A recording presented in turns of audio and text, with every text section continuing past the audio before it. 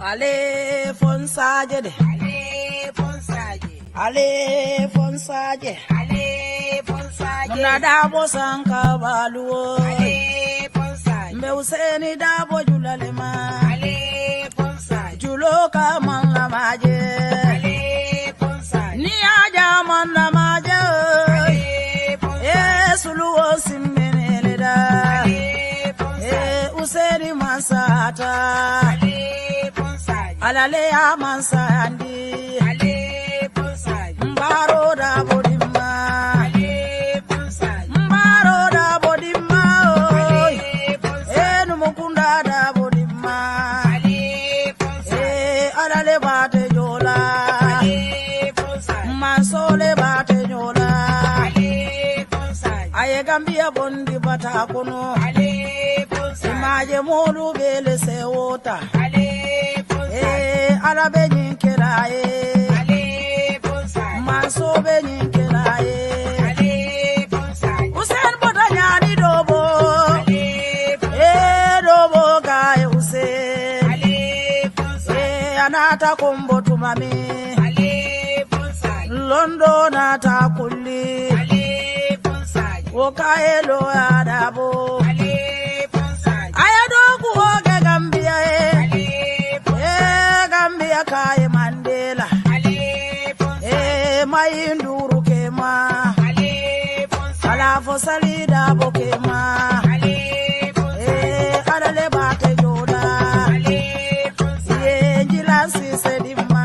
Ale fonsaje. Kanja mane dimma. Ale fonsaje. Sali suare dimma dem. Ale fonsaje. Jari jalo dimma. Ale fonsaje. Jari fulo dimma. Ale fonsaje. Tida si sedima dem. Ale fonsaje. Munaninde tata mailitu. Ale fonsaje. Munante nimpumbole mude. Ale fonsaje. Juguna.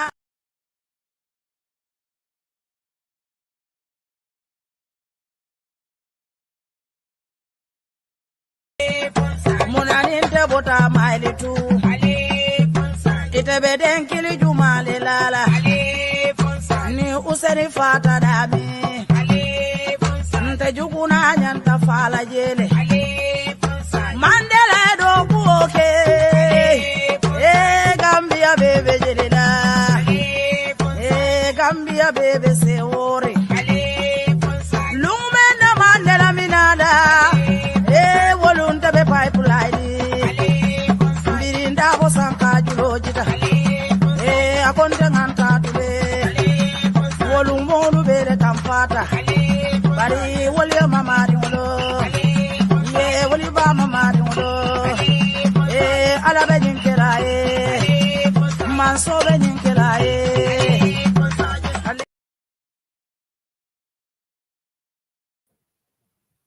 Yo, assalamualaikum baringolu ang tulam sehu kalbe bismillah yuri pe online bantabala current affairs so program to be aramisul longo November karotul tansabo the 30th of November 2023 Allah barakabake mbalbe bismillah la current affairs so program to be den the platform moment na asol more la doctor iran be contendro tariande la lebi nga duwake rek almalay kayro kin be because nyanta honorable Suleiman Saho call just 20 minutes time honorable Suleiman Saho badibu center la deputy nyanta nala jam binga luntam flale so mel nyanta nala bantaba so contendro be tariala baki kal de konton atol men duntanam ka duwake rek be duwa fonan tariande la rek almalay kayro bakin tolbe nina dimbayalu na banko almalay kayro ba so je na duwa so the problem na duwan na Patio United Democratic Party alamalay kambe ngota sabudin na maltema sabante frol fonang badwe alamala johnson alam poke maglana bismillah juri ko lay badaba tay alhamis February fancy no November ni na len bu baaxa ba tay nuyu bidu yaga nolu because dama am gan bu wara duka exactly 20 minutes time because dafa that mané ma call ko mon def mané sama call ko in 15 minutes time so mané ko ñu ko def 20 minutes feka because mangi just logon so honorable Suleiman Saho badi ko central sen national assembly member moy suma gambi tay dama wara am benen gan fi Doudou Ndaw nekk UK nekk the last time I checked for that GDC member la waaye su ñëw fi dina leeral fan la nekk moom UK la nekk fii tey ñaari gan laa fi am so pour waxtaan ak leen si mbiri Gambia.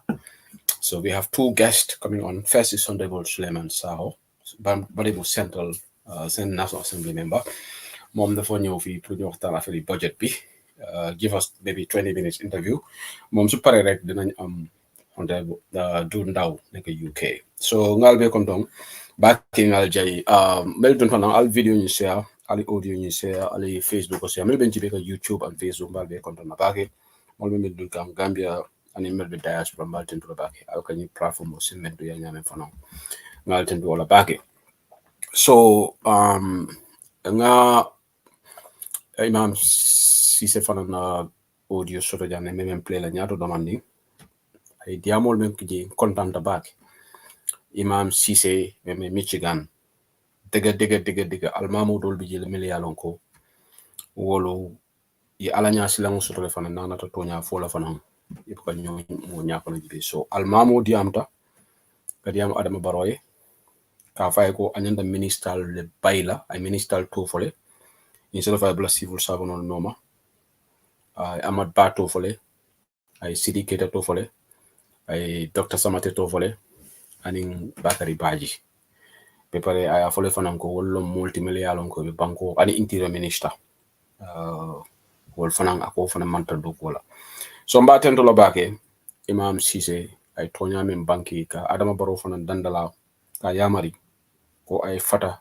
civil servant ma ko civil servant silandi jamme Musa fana ndi antale jamme Musa ya jabi ngala li yalla audio mayle alim fana baylo mais donc avec kitio la Germany ngamera albe kibaro jele sayen ko ya sentence to life imprisonment but mina je Sénégal la because Germany na understand melbe Germany is a new la Sénégal because ne mol be diam kan Germany mo me along do bije ngamra tini baylo la kula da nyokanne but I be more details deal na ka fuko Germany loi among some more sentence life la so Germany ko sentence life okay 15 years later so I told many people Germany maybe you can validate this point but that's what somebody told me so near sentence literally to life imprisonment in Germany it translates to 15-year jail sentence and sometimes it can be lower so I don't know the accuracy of this. I'm not conversant with the German laws. So maybe Germany, maybe they can help us. But somebody called me bringing news because BBC la news outlet ko German la kiti bunda bylaw sentence le life imprisonment comme asio to wala la bunja auto ning kiti o menga bakam menketa tala data haidara la sari so verdict data le bylaw sentenced by the German court. But do not the news is it's making rounds in a lot of WhatsApp forums. Now the question is how long he would be in prison. But the good thing is, for me, and for Daida Hyderala family, we have seen glimmer of hope in terms of justice being served.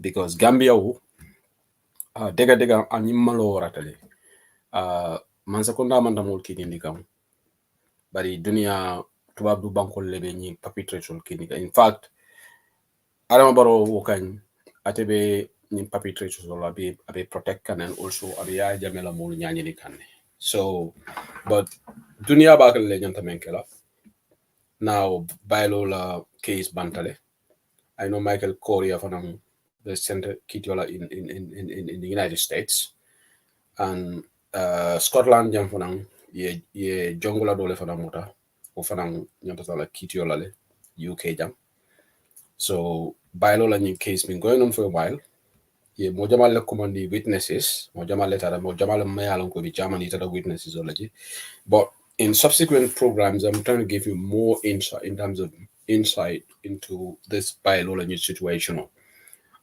It is troubling for the Gambia because near crossing Gambia and Secunda Walmang none of these people make it in but the international community is leaving no stone unturned in terms of pursuing the perpetrators. Malialongo, they committed heinous crimes in our country. So at least Kibaro for the victims, it's about well. At least something is happening on international front, but domestic front, we have Nafika Yasembo at the back. And sometimes I question, well, now, Modol Kasali, Ngela Dean will question there. People like Adama Barrow. Adama Barrow Banyin Saliba Abela. I feel more men come on misil motive because Hali misil me adino kono near mo to me farola. I don't take it in the nga CDS Babakar Jata Fanangele. It looks like Babakar Jata is above the law in Gambia. Babakar Jata ni sila doku lalu akam fata Mr. Mani bulu kenni ngonying faka nendi rolke bari mamota. But come watch on Gambia men post, is he above the law? Na jele ye market vendors or muta. Fuarulu mele alonko ya jibe ko man kamo soto. But Babakar Jata bawa take the former CDS tile. And it's all because of Adama Barrow in Africa ya. Because maybe anyone muta ko na Babakar Jata kuke wala be APRC nkolo kamfandela le. Because Adama think that without APRC atete powerful, and that is the truth. Because kafutabulu wala tena atata abe dogo la APRC norma, right? Because Adama nyatonga ya katra state house ajereta ko bella wala tena la haftano dum ay green dum ani fatu babaro itamata for data kalilai wala na recently aya jamelo family members will invite because atenya namutako without APRC he's nowhere. So Babukar Meli America abe fenkela Babukar Jata la abe silari na di backlash abe mention na Babukar Jata muta APRC nkol. So Adama Barrow abe dogo ka APRC nkol normal. So wala tin na Babukar Jata fanang yini na long wala tin na ay ninsula doku la ay neng ay confront feka manene ika Babukar Jata manene. Bari Meli alongo wala ka wafilo ke silo kam musolu mel la dan dole ke yewo dol mutale police olu ni ko be fengale balana rek hol mutale ke arrest. So what some Gambia question of meaning is legit. But like I said, in exactly 11 minutes time, on a couple of minutes time, me Honorable Suleiman Saho Badibur Central Deputy Ombatile Command Legend Nina Kacha Budgetola. But in budgeto nga moy the deputy ya passle. Ngamra lela man King FM la news la lepi. Me na UDP deputy o dolu tentula. Ani deputy o dolu meli alon nga UDP deputy melbe lorin ka tonya fasa independent deputy ol meli alon ngala kata ku jele ala baraka nga fale ne ko nali ku kemno kembal jayilale ngalo ne ko alma majority shoto NPP le majority shoto ani nying deputy ol meli alon ko Adama Barrow ye nominate wolle lata ak ni sidi ketala ni budget kurmo ka pass Adama Barrow fo la budget ko imam fembondi ji abala fa warta NPP deputy ol kalo ka batara ya fasa banko kon.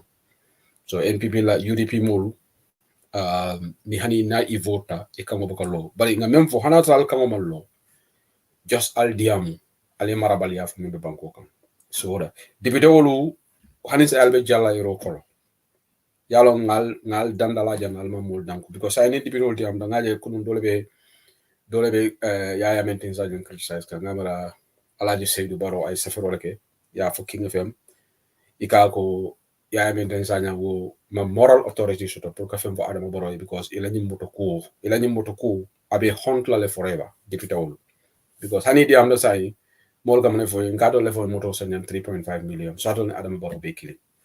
And also very interesting in FPAC Belango Financial and Public Accounts Committee Belango Honorable Alaji S Dabo UDP la Senior Administrative Secretary Belango Brigama North la député wolom ate fond atele nying FPAC sirantia molman kontan FPAC la do kola bari mbafala ne député wol be FPAC kono Honorable Alaji S Dabo wole la sirantioti Honorable Fatou Chan sani mentre na député wa fana UDP la député wa fana be FPAC kono le Honorable Musa Cham ngamera wo malum fa NPP la député wala mate ani Alaji Mbo wo NRP la député wol ti bari NRP ni NPP wol be mirankini wolde beke bulo la mirankini wolto ani Honorable Suleiman Jame ngamera wo mu note ngamera be APRC la député wol to malum fa be noto alliance la malo bari APRC la député wolom iko Honorable Kebalam Fofana Fanang is a member, but Honorable Kebalam Fofana will be one of the Adam Barolo nominated member. So you level FPAC, because ngani ninga roke le jumal FPAC. Fatu Cham is the UDP Mufula Lesotoji. Menketa Alaji SDABO, Honorable Alaji SDABO, and Fatu Cham Sani mentoring. But Fatu Cham Lee. Do you hear Alka Moy from Sister Fatu Cham? Sister, she's the MP of the biggest constituency in the Gambia. And she got the largest number of votes. But for outside Deputy Bungo. We have to be honest. And she's a member of a very important committee, FPAC. Like I said, Dolenga tried several times to Musa Sedi, myself, Puruka Samananjang. Honorable Suleiman Sao Keta Nyaunya, Nabra Nina La Sinya Sabre Osinya Nani Abena Bantaba. And that other radio television King FM. So Nin Deputy Odol, Munan Albuka media. Sani Menderengolo, Lafidal Sambalala Deputy Okam. Ala nyini ngala fe Shehu Sidli ko mlani boka interview ko in media. Because namanaja ita nte namanaja ta maybe caring, maybe I miss it. Banta Bajan Tolunga invited a few times. The reason for Mbato Volabi because he's a member of FPAC. Alaji S. Davo, yes. A lot of people are not happy with what he's doing at the level of FPAC. And including some of the MPs. Some of even the UDP MPs have concerns on the way and manner, the way he's handling FPAC. It's not to the satisfaction of a lot of Gambians. Opposition or even Malekake oppositionality. Opposition or you cannot go to bed with the system. Or seemingly share in bed with the system. Because that will always raise eyebrows. So whatever came.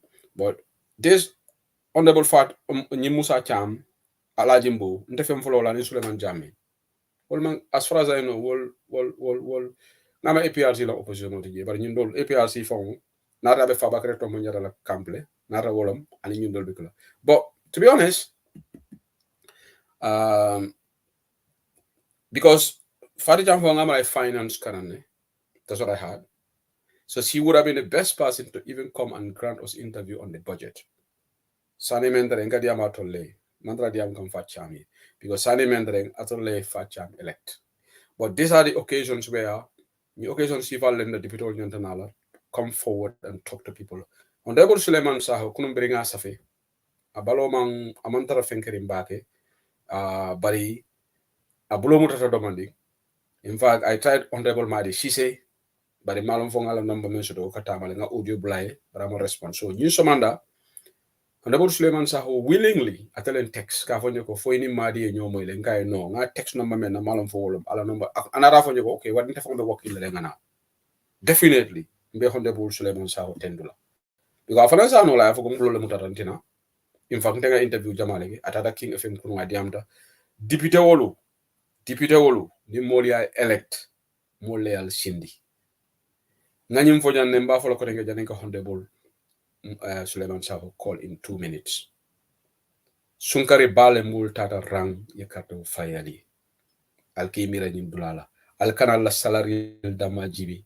Alkana jibi alka alawan sol men soto. Alkimira alka benefit men soto. Karte fayla la hakobal kanni. Awo karte fayla li ngenta. Hanal man na bantaba. Dema foko kana bantaba is the only yardstick. You don't even have to come here. But in bojoto be caring, I'll sit alla furumo to lali audio bondi. Ali ning cool explain moli. Alla furumo. But alla constituent molu. Wole fon kafo moli ko mbokanyin kare boka diam kare wo bring na tombo mboka moy. It's very disappointing. In all media we are here. Because look, this is UDP online bandaba. But in the same said the limit Tonya drone fasal. What Tonya sometimes I've been a UDP in Kodul Malale. And it's a bitter pill, and we have to accept that. In the process of Tonya 4, some of our own people will be called out. And the more nibe Tonya Fasakan, it have a Tonya 4, ibe Kamo Jenkendila, or ibe Diamo Jenkendila, just Pruka avoid. Kavonin Karlebe Kamkili Malafi, Alma Tonya. Public officials or elected officials, none at all, and I'll spare. Because this is really disheartening. Honorable Madi Shisha nala kumbe. Yalon sise kunangolo ola nanga fa nala kumbe. Akata platform to lagadiam. Alright. I wanted to bring Honorable Alaji S. Dabo. But after a second thought, well, let me bring Madi, Honorable Madi or whatever. Because these are the people man can comfort. They even wanted to walk out. But biri listo kinya na melbe F Park, ngana sister JJ Fatu Cham. Nkoje, that sister would have been an ideal person for Mananja. But this is somebody that we invited a couple of times, and in fact, last time she sent a message to Musa Konabotan and Tamula. She will contact us and come here. Up to this minute, nothing. So until now, Manda mo dakayala Puriana Jam. Thank you so much. Ala Barakabake. Mbadinga Honorable Suleiman Sawo call saying ako he wants us to do this ASAP. Ngamera blogutata bari mbadinga Honorable Suleiman Sawo call. So Gambian all na Canadian Bulujang. Ali mulne elect. I cannot understand. Honorable Suleiman Sawo saying even live on Bandaba. Even nyari.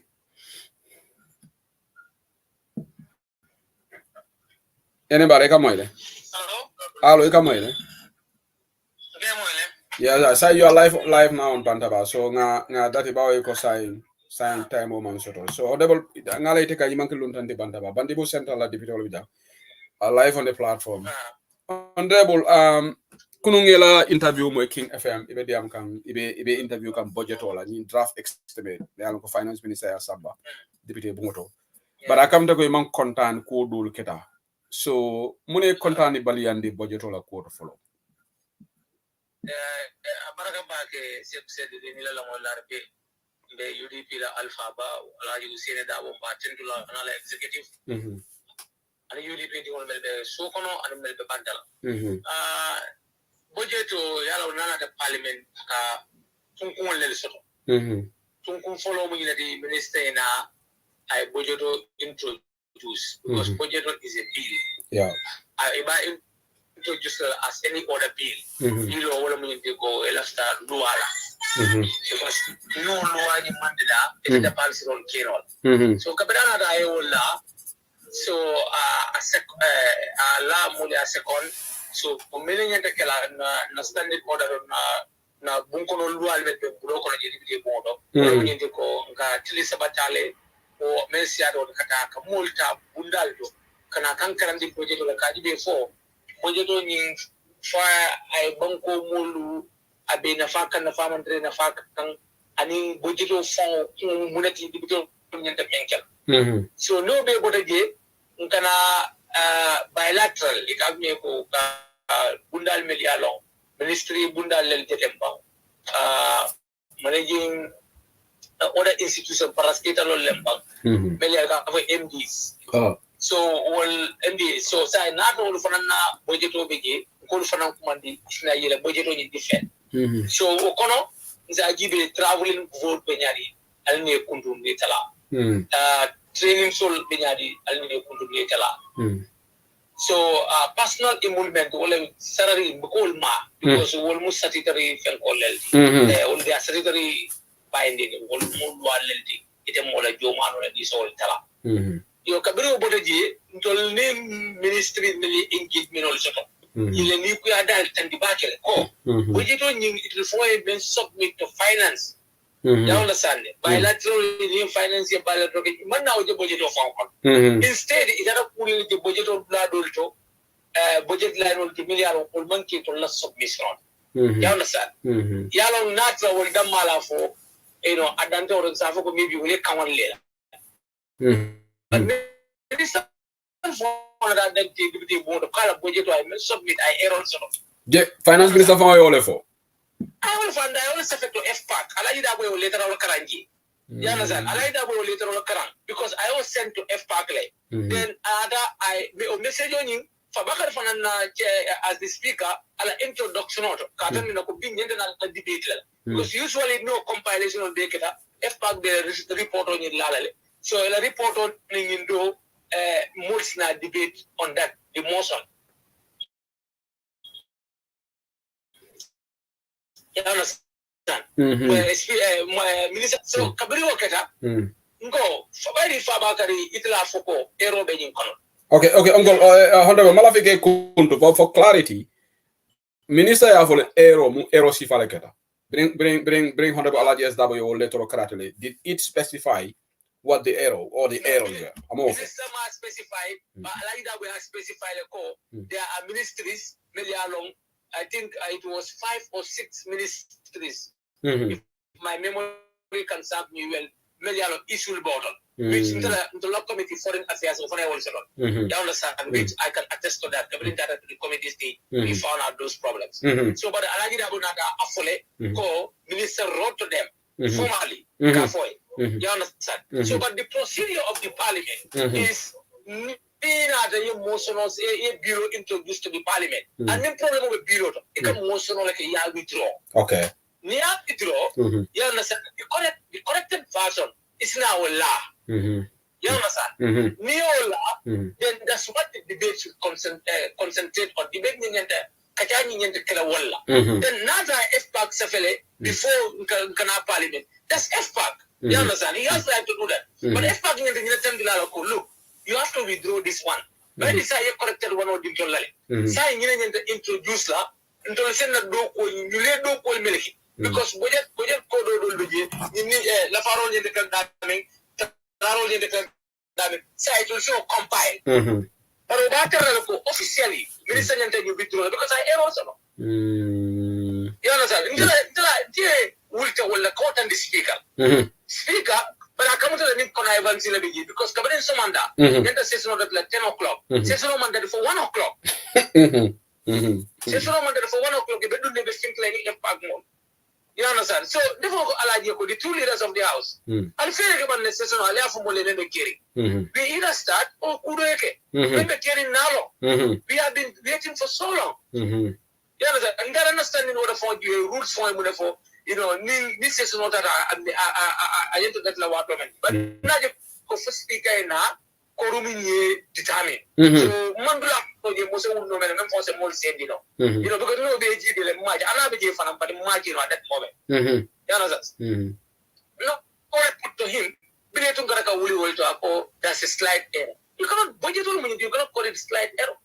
So make your the chairperson of FPAG and Loco. So Nyalamu, they have been informed ko mistake on me. I'm not correct. But in a procedure on coming for you, the budget book submit. Minister mainly to the debate and the FPAG report and the concept one. So need you to withdraw formally, then you do introduce and not correlate. Kajoko.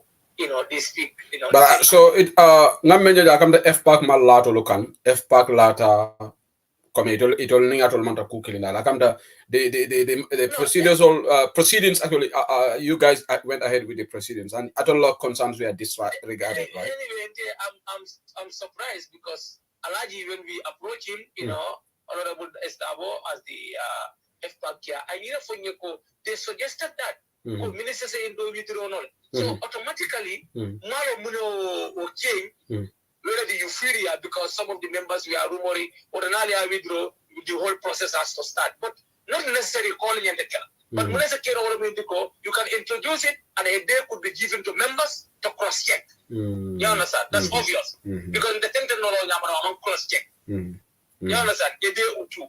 So but that depends on how FPAC, compilation of it, then they can defend it. But for processing here follow. So maybe we're they keep moving because Speaker Bajin Kakane, FPAC, are you comfortable with the changes? You understand? So he stood up and defended it. Wow, he defended the Fengonim, below him. He stood up and defend.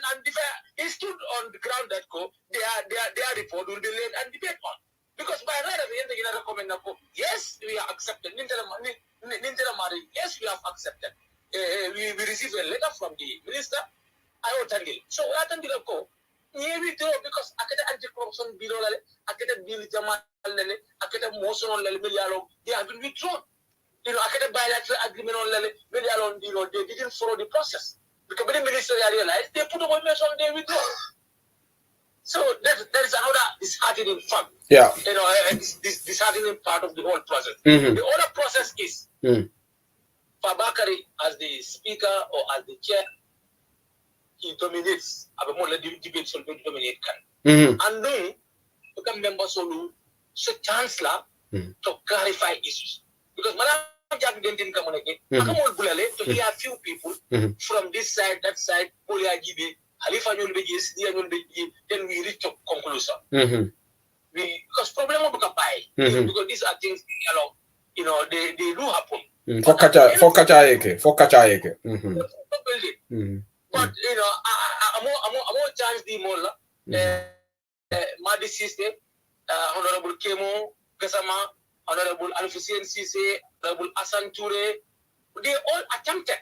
You understand? But I chance it at the top. Continue, but I'm chance the mola. Now we have to put it to vote. But I'm not vote left for the You allow Alaji to proceed.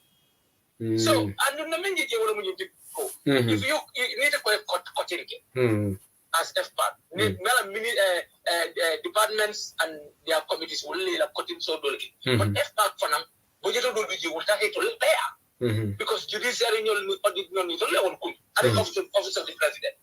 So, so Najeko, Munane will emphasize in their report, and Nathan Fanko, Imam Ben Carnegie. But need debate, need a presentation.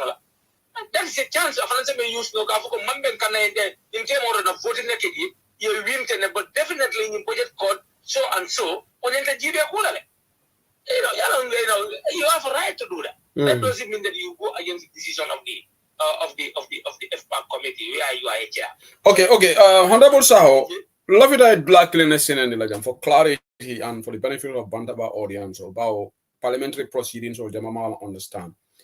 Dole Safaroke ko care persons of these committees Momanyanaki blame because Itoloboka participate in the debate at the committee level. Iboka participate the opinion they only preside over the proceedings. The other members will like a discussion. Is that true? Like Alaji Estaba, for example, what I tell chairman. No, that's not true. That's not true. I thought as much. Yeah. The procedure, the person is not well informed on it. Exactly. Because the chairperson can defend, can clarify, can participate. The chairperson is not limited. Thank you for clarifying. The chairperson, in fact, has the last token. Yeah. Because if you are at Monday to talk, you are giving delivery. Thank you. I thought as much, but I just want to clarify because Dole has a young bring the program. No, you have the in fact, it's a chairperson, that's a bonus. Yeah. So honorable, I come to basically Malton to Langa for Komajan because being a king of Lamoile, I told Melialong Al Balanta Kudola, even the Alma majority because this is first past the post system, simple majority, and people are deputy or deputy only Latin Yogan, I told the county Lola. So Adamaboro State House, they could Femamboji, Femon Kuntuji, ala made the people to from 10 million to 30 million. Is that correct? What about budget over? 30 million, yeah, 30 million. So when I fente bolaje is the true attempts or catalyze. So when it comes to voting, Alaji the chairperson voted with us. Okay. Fadicham voted with us on record, and I think the other FPAC member from Serekunda. Is that Musa Cham? Is that Doi? Musa Cham, he also voted with us. Okay. You understand? Okay. So on that proposal. Okay. Good. Yeah, I think there were two proposals, where they voted on with us. Okay, that's good. No, Nialong coming for them. Nalone kon no another voting alte ibal outnumber numerical strength they have it. So until love the menjala wolom. Hanatal kangoma Allah after men a woman ke but Aliala voice like what you did now Gambian only alone Aliala Kataku Bekele, Femol Bekele Paul Monkey. But this is very sad that NPP debate old man Bankoje, it all they just want to Adamaboro containing the Adam after men. A budget may alonko 27% of our budget is going to debt servicing on the Suleiman Sawa. It's not sustainable. It's good chunk of our budget. It's not least. Mm-hmm. And the FPAC for now we have to blame them because the FPAC committee, FPAC should work towards reducing the deficit. Yeah. And you could remember Nalbe Parliament Folokan during the time of Sidia Jada as the chair of FPAC and committee, they got billions. But the FPAC even being compiled at the end of the day is I think 500 million is almost half a billion. So $500 million from 4 billion, you are left with what? 3.5. You understand? So, you know, and if a rat race the same chairperson will committee to, you know, they are doing rat race to be given more allocations. When you are not ready during budgetary, you know, reduction, you must say talaji. But nga mo ele fonango ila interview King FM malum fonga mo ele properly like ko honde bala jes daba ko itola ngami dol fon la budget ateni my majority leader Billy Tunkara malum fo ila secretarial or whatever something has been included in the budget. No, there is a budget line on clothing allowance. Clothing allowance, something like that. Yeah. Yeah, many people are miracle digital clothing allowance that no. The digital town was one of. So saying when the question was put to him at the Alaji, you understand why is it that this time Abida from 600 to 1.1 or 1.2? You understand? So I don't intend the whole to go. Ala explanation of the call, Nimu Clarko staff la then the collective. Sutu Melialong, a kadoko table office. You understand? So, but go, not a woman. But in Italy, you know, because we need to know the actual, because you don't have Park Assembly of budget. Yet the actual so Muna up to this. Do they recruit a new staffs? Mela number Jellem would follow Futaraja. So, but I don't go at last at secretary, and in being a secretary, you understand, according to the clerk code, they will be part of this package. Do you understand? They will be part of this company. But that's a number fly. That more flying. We need to put up to that amount. No. What does it make sense? You understand? You bring it in because yellow F-Park near the oppositional chair. FPAC government of Mubuga oppositional chair, so that they serve as a check on the government. And expenditure, do you understand? So that financial discipline, so that, you know, Kajako, they hold them accountable, not to suffocate the government to implement its policies and programs, but to control the government, you understand, through government kana the panso seke cooking. And do none of the into the constitutional assembly into like a president Yamari and in minister through the manual mentala. But the parliament role is very important in the budget process and the budget cycle. You understand? So but until then we reduce ourselves so much. You understand? Into the everything we need to satisfy. You know, until we need to put a check now long control nothing and this is we are not novice in this now. Yeah, I'll experience of it. When it was that time, it was very difficult. Another month of let our voices be heard. Let our voices be heard. Yeah, but honorable, so basically, where have you succeeded? Alia mintole kuntu budget obala. For almond succeed kafeng tala. No, deduction ketele at the committee levels, but what happened? They were all plowed back. Like there's a committee to like trade committee, we are able to make a deduction of 1.6 million. You understand? So I insisted at the meeting, look, this has to go towards the deficit. So one of my secretary, because they were acting, I'm not the chair actually, the chair was absent. So I mentioned, look, all the other committees, they gave it back to the institution. Okay, so if that is the case, we have an institution along a Ministry of Trade, your budget line to come out for empowering women, women business in the Gambia. Yeah. So I'm gonna go, okay. So if they want, Nada members suggested that we give them something because there is zero in that budget code. So Nada 600,000 yin allocated or 1 million is saved. No senator F party. So what's the deficit? You understand? So the other Foreign Affairs Committee, we are not the budget of my problem also. Tangara was there, another permanent secretary. It will mean the budget for it can William submit. Most of the submissions in made different year. You understand? Yeah. And also with their own knife, you control about 30 million. Okay. Where it's misplaced priorities for them. So say na embassy melialong protocol benyeji because namodol be blado be to call it battle and then Gambians in diaspora abroad like ni sengol mel like kabrin covid keka student mel stranda yalo ye repatriate nan o mor katala blado katala stranding ni migration call so na fa ngako that budget like itu look at allocation of keka yes. Okay, good. Honorable, say away from the budget. Got two questions also because you interviewed the Jamfala back. Nga long be busy. Got two questions also. Lot in kala. Nga FPAC. Nga long you are not part of FPAC, but National Assembly is collective responsibility. Even if you are part of National Assembly, 6th legislature. Nga kaito dole soto. Nga kaito dole soto FPAC. Okay, nga honorable ni mole be kachakan. Okay. Yes. Yeah, okay. Nga kaito dole soto FPAC report bonde nying auditor in regard to the Auditor General report. Sana dahabato for the jele. In fact, deadline di ko 26th of September. Naman ko do nying bonde 100 million, staggering $100 million is allegedly kayole a state defraud to that tune. Oman ko dindi. FPAC came out with a report.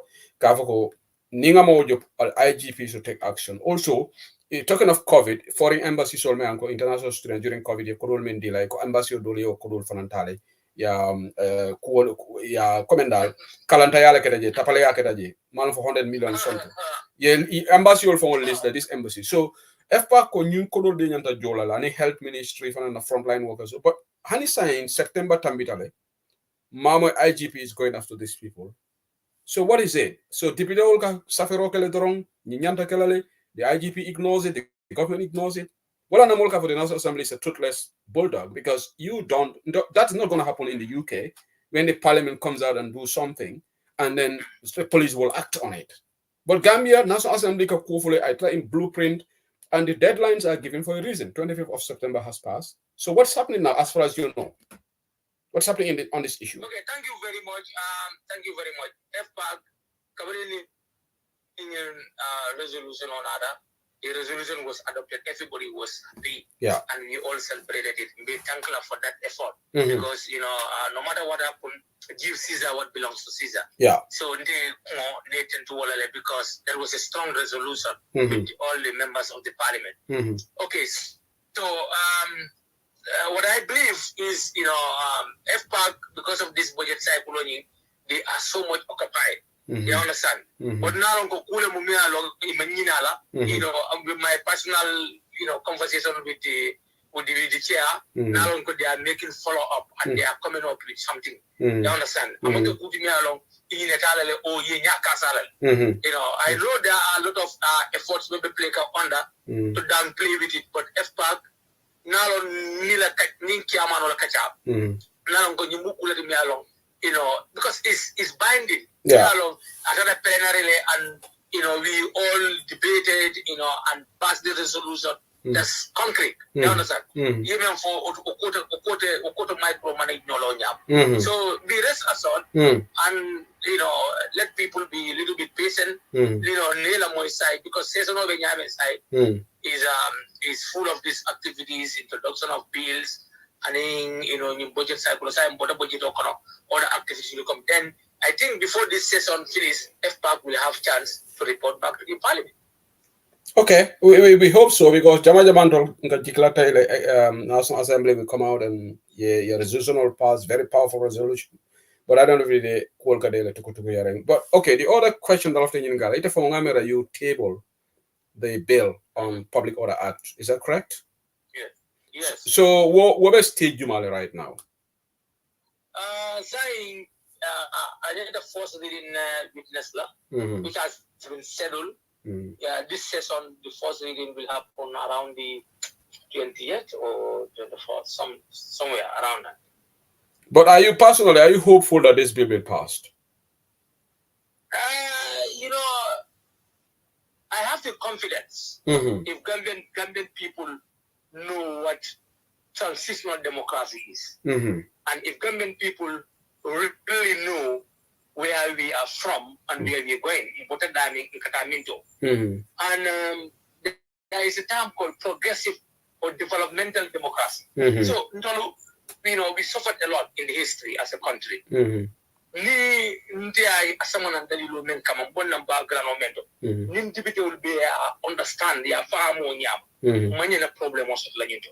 You understand? But the other African Nico procession, demonstration, public outcry. People, surtout mol milliard long, il manque multi-milliard long. Il be tonya la France o il pala sur le milliard long. Il malaf mo mo de kaslal. You understand? Even if it's a head teacher, kaslal. Ala ni head teacher ga supply sunya akawas. Indi no ko be wulle wala la flaw. Tono. But not ate because supply sunya, for example. Another supply teacher ko. It come the no ko be shintila. Ala o de slala wala. So moneka mo islandi, because it will come already you mind do bit ko wala mun ko ni ñu senti te yeen ñu ka ci ñaaro lekal. But for example, anti-corruption demonstration o menken.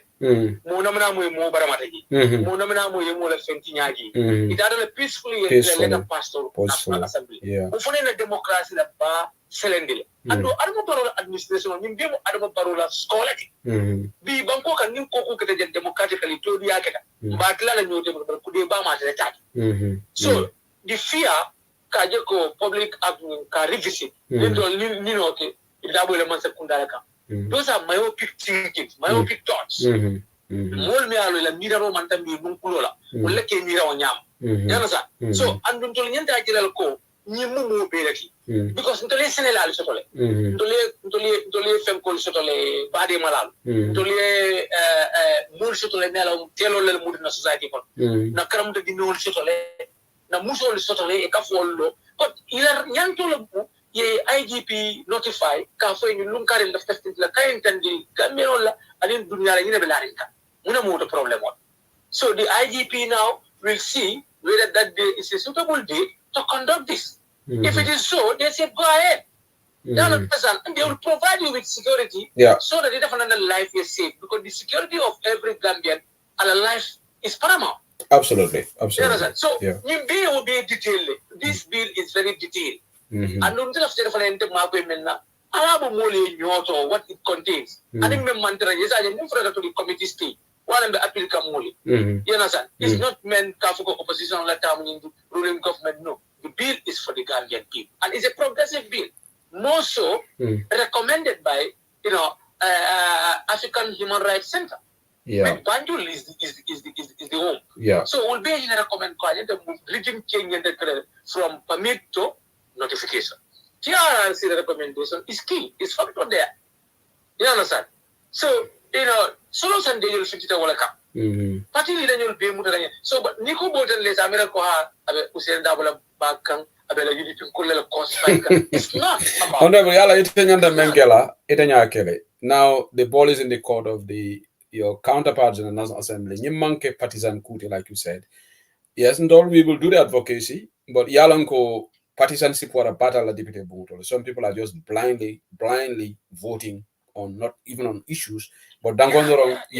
So what problem on it? But at the end of the day, history will judge you. To be honest, it's a good bill, but I didn't party a decision. Look, anyway, fine. If your party make a decision, but this is Gambia. Exactly. This is our legacy together, all of us.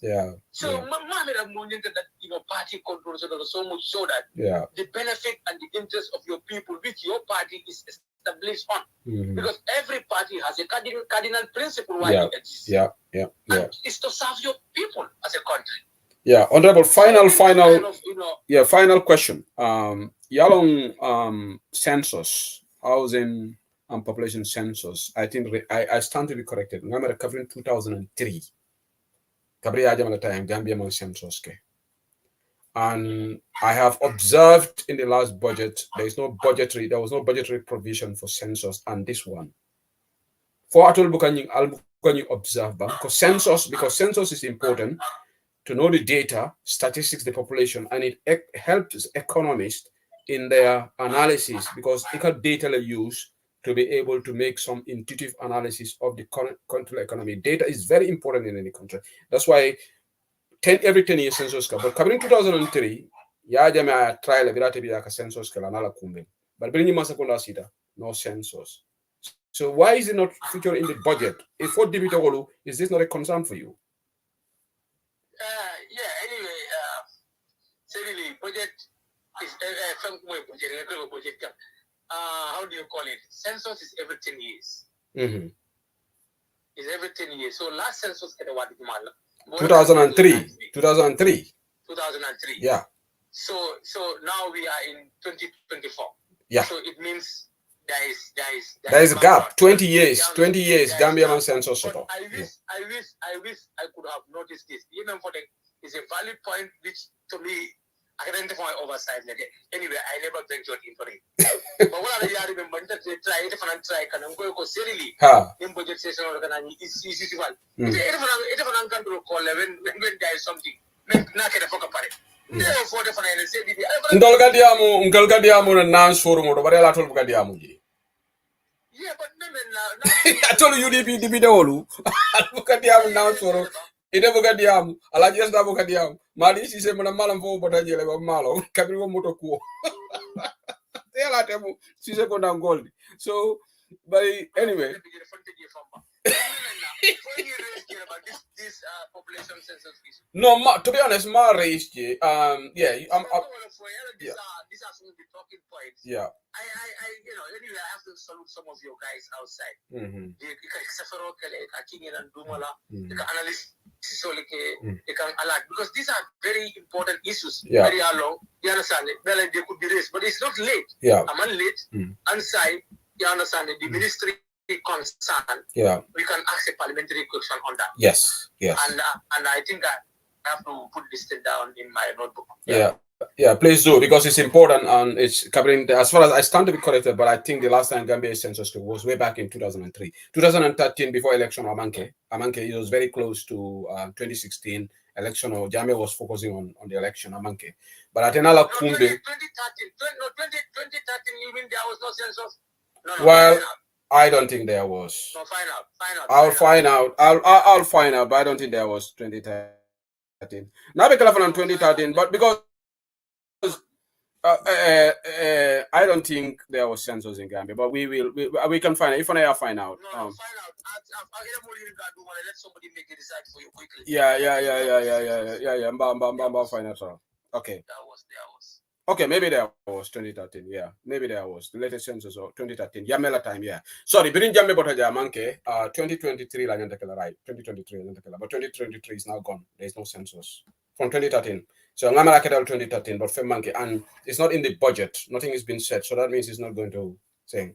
I think there was a census in 2013. Because even if not yellow sometime census jama aka fund aka international fund in certain. International fund. Yemen for ayenda $4. Yeah,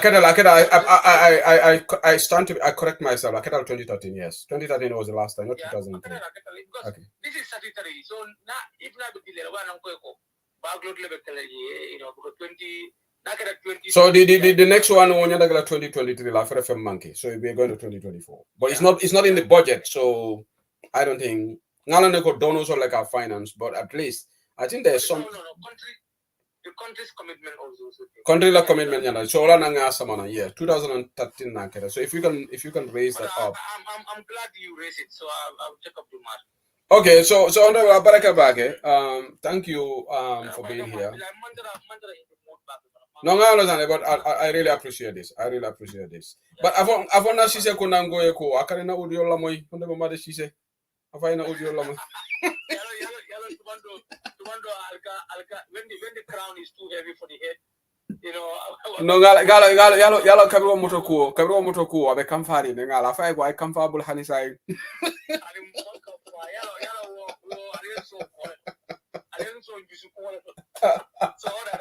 Abaraka, thank you. Okay, Alabaraka Bake. Wala Honorable Suleiman Sahoti. Yes, Tonya Census kettle 20,000. So that was a slip on the tongue on my part. 2003, I kettle 2013, I kettle. Jamme Musa, anala kumbeng. In Kula Bukachano, but Adama Barolo Secunda, they are not census from a market. Census from a market. 2023 census in Tekela. Well, nothing. amanke, and the government is quiet about it. So at least 2024 census nyanda kalal. So but nga honorable Suleiman Saho tento bake. Na next just onyanta kala dudun dawlati membe UK jam anyanta nala janne in and half to say.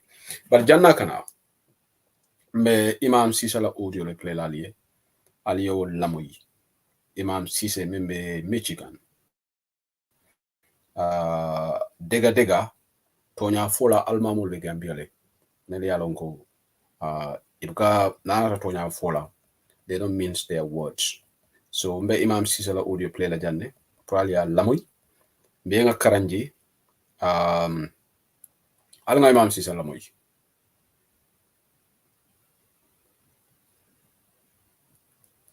Bismillahir Rahmanir Rahim. Baadi malu alibadi malamin ti Imam Sise nata bi pour kana na banko nyaton ko ka advice wala mu ka daniro ka bulu ka ya mari ko la men yalon ko be banko kam kanto mo morondin ni marta ko la banko kan sako molu kam mol men nu lamay abebe ya marla control kono al mamul fana be wala kono abeta baake man fintina pour kadiyam gambia la kola na do ko cenya kammala bar songo ferandim be cerin nka bo kala mala dun ka mayla fanan nka kul fanan du la mayle membe gambia bi akko bala fa warta baake adun ay de o fana sile amam momoron din sila adun amam momoron din fanan sola banko kan woto ta mari malla fi ifawla adu malla fi banko fanan na sama asike banko ti dam yalon ko itimol wadi mamari modu ani la samo moli se baluno banko ben kam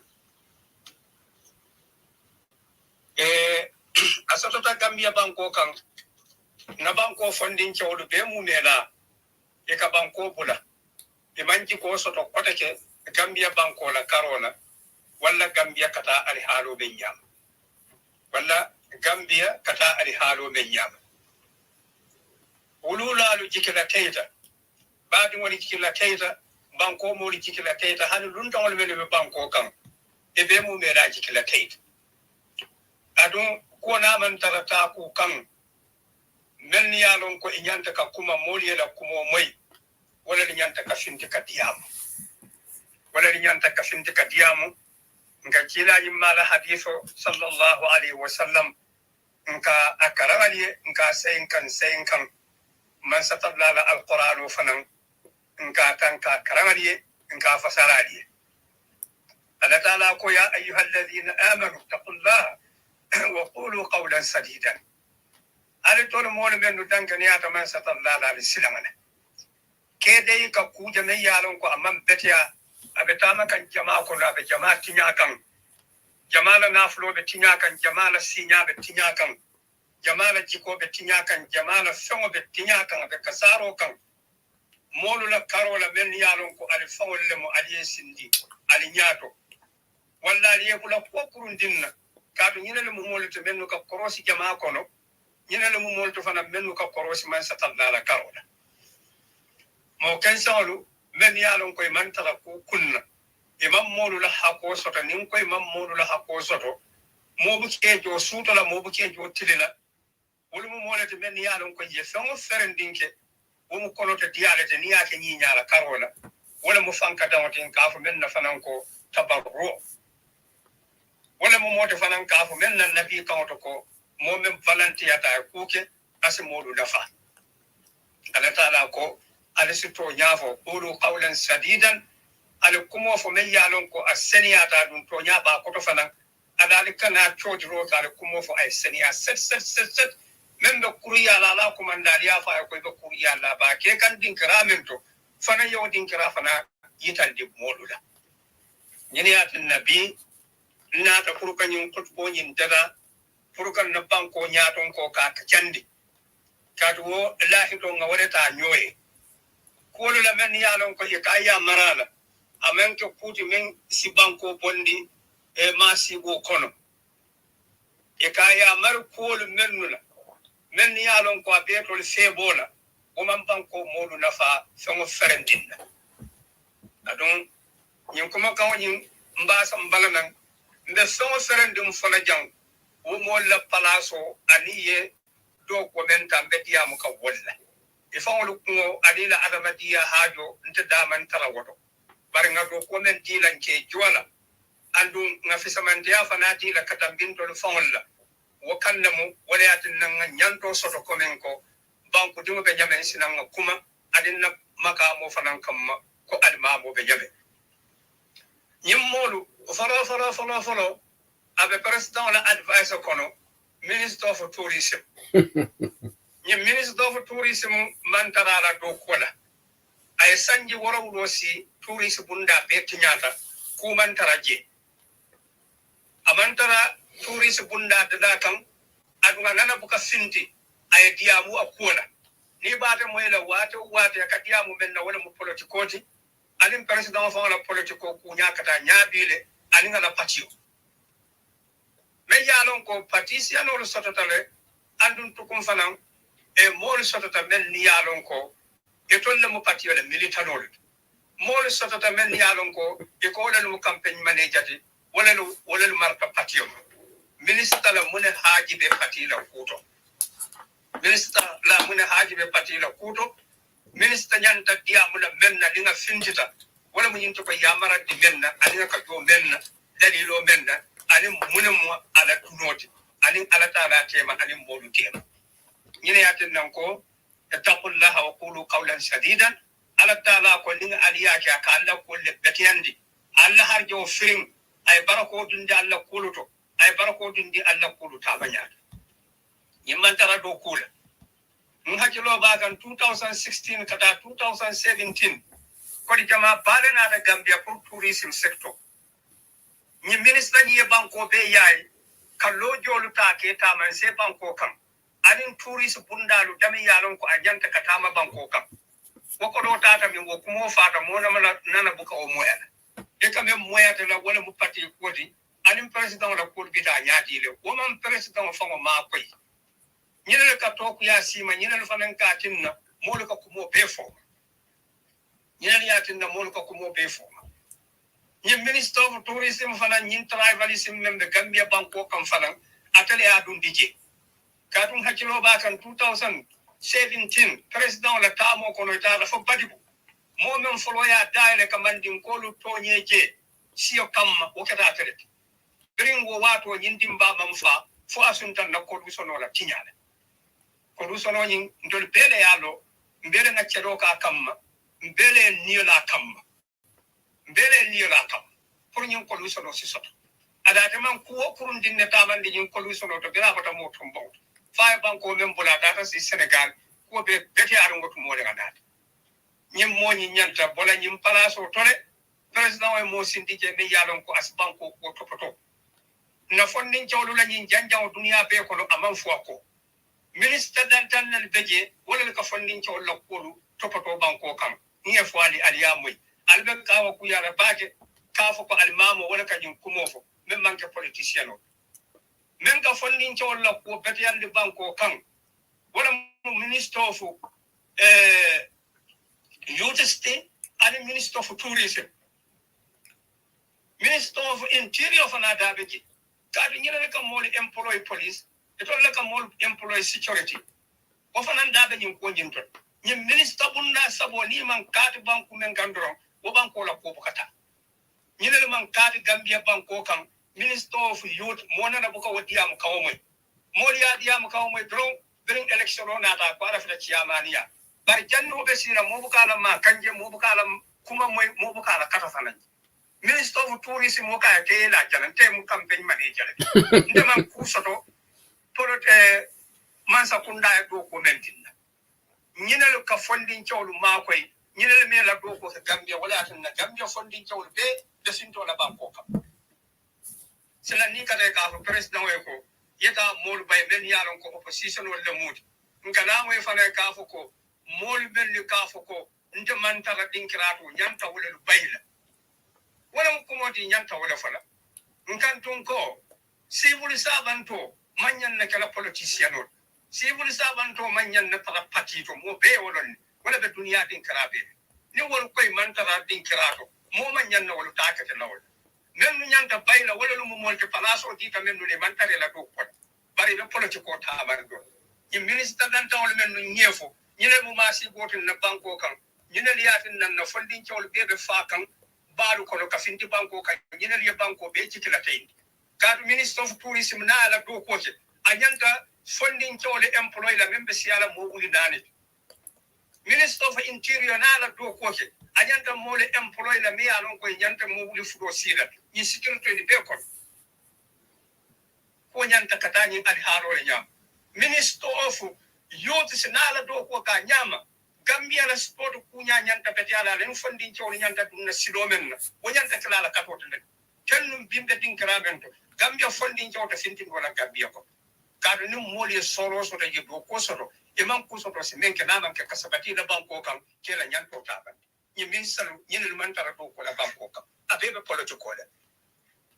politiko le yolo ko mayande kadu wo politiko e to liya mira wala be la palaso do kankala ni ka president se wandi ka kumolu fama ay ka kuma dima lu fama ay ka kuma kendo lu fama ita la palaso yeddo ko ke maddo ko ke ita be la palaso kankala woman yanna kala wo ka ta duniya banku cilinto palaso ni adila ni ma ka bandi ke bondi gere mo kaje ni anon ka so palaso ta sambado taqullaha wa qulu qawlan sadidan injila ya fa sallallahu alaihi wa sallam man ra'a minkum munkaran falyughayyirhu bi yadihi ningal yo kurun jabe tamala banko kan ko me yalon ko amanku alhala make ali wuli aliyafo ali ma kan ka ko la aypo nyene nyanta keke minister dan taw men minawo kan tukun faran wala man na minister of finance ni minister of finance mutinyar na balati adu mola mun yinte me yalon ko ala palon ka kuriya ba ka pour gambia banko e adin gambia moli mo buka banko kodota pour yin kam mo kilimo la balu ku ya kam sako mo me yalon ko ala ko be be tiata ko buka ke ngam moy wala mun yinte ko banko fe mo be bina na fa na palado be ka bote nim banko fe mo be na fa dunia dawo de ka fa ko 1% 2% fe mo dai na fa wala tax ko na fa bare 30% ka tax so na fa wala ndo kuran ko kono anin jiyo mambo kono fanan tukun fanan molla balwol be ko leare kana mur tukun fanan ka banko sewlu da nafa yalon o mari nyol bu ke mira molla balu nyala ada be ka ko ministre ñulul la kenya jawya fa way bata la menna ñim bili la baw men nata ten misal fe le express dans le bureau wonya bili jaw anyom bili man toradum anyom bil mira balo anamana soto dunia din kira italo nyene la ko tubabu karande wala kalabante ya tubabu karande wala kodoto kuyata ntolo namana lon gambia banko kan ko emergency bilo woka soto me ya lon ko suto cilinde ma anyanta dunna ko be bete ndi amata constitution ko la e ko ba dia modan mun ya tin na constitution ko manta ka ke moriye ko emergency bill ndi amata agriculture ko la aku ka tam so mo ferandi nin gambia na famu wala manan ke emergency fo mo me ya lon ko ay maralo ka so mo be soto wala sama balunya ka o panalo daga million lu landi ta karana ningal tol kuranta alnyanta tale ijara la men wo hakko su ko wal mari nyonto nyine yatin nka fo wata afrika man sakundalu buka ko ko ma ala taala fa wala joro le to man ka adama din na jorat kadum ala taala men fu wallan cira fa sallallahu alaihi wasallam akwai taqu da'watul mazlum al-islam mulula duwa la men yalon ko aliye tonye molla duwa buka boy man satalla adama din woni yakum bondi don ala taala ba hakko jole akata muslimatu ko akata kafirti kadu ala taala la da so ngane mal ala taala la da so ngane mal ngana to kun fanan men fanan be cerin bi ka mol wulindi ila firi din kiral kasilo fanundi bete yata baake o ku cente balati nda fauna na nim molu ka wadiyamul bari mol men yalon ko ibe ku kunna ke la balwo keje di man do ku soto dingol man tara to ku le bi ta fala balu kono ye mem bondi ila hakilo to ani la mat to furka balwala ni nyanta ol bondi la woto dun kiraji ni sampaje ni ngata na politiko man tara koma ali tinkira ni ali sambaje ni wadin kira so to fa banta ali moluta ali la nambaluta ali sambaje isa je si da bago continent wo mol men be banko kam fana yi hako so to pour ko bal wo fana nyanta kelaw ali halo le nya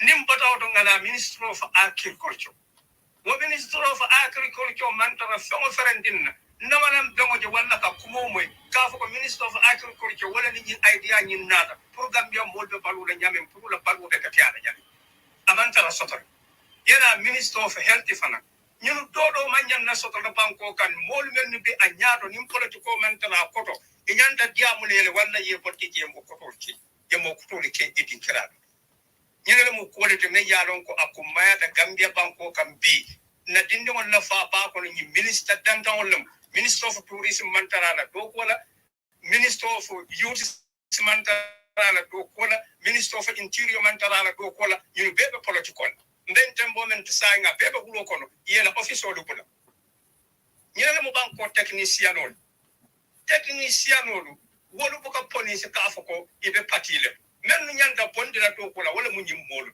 ama nyan kella molu to men yaron ko opposition o ndol be ta opposition yalla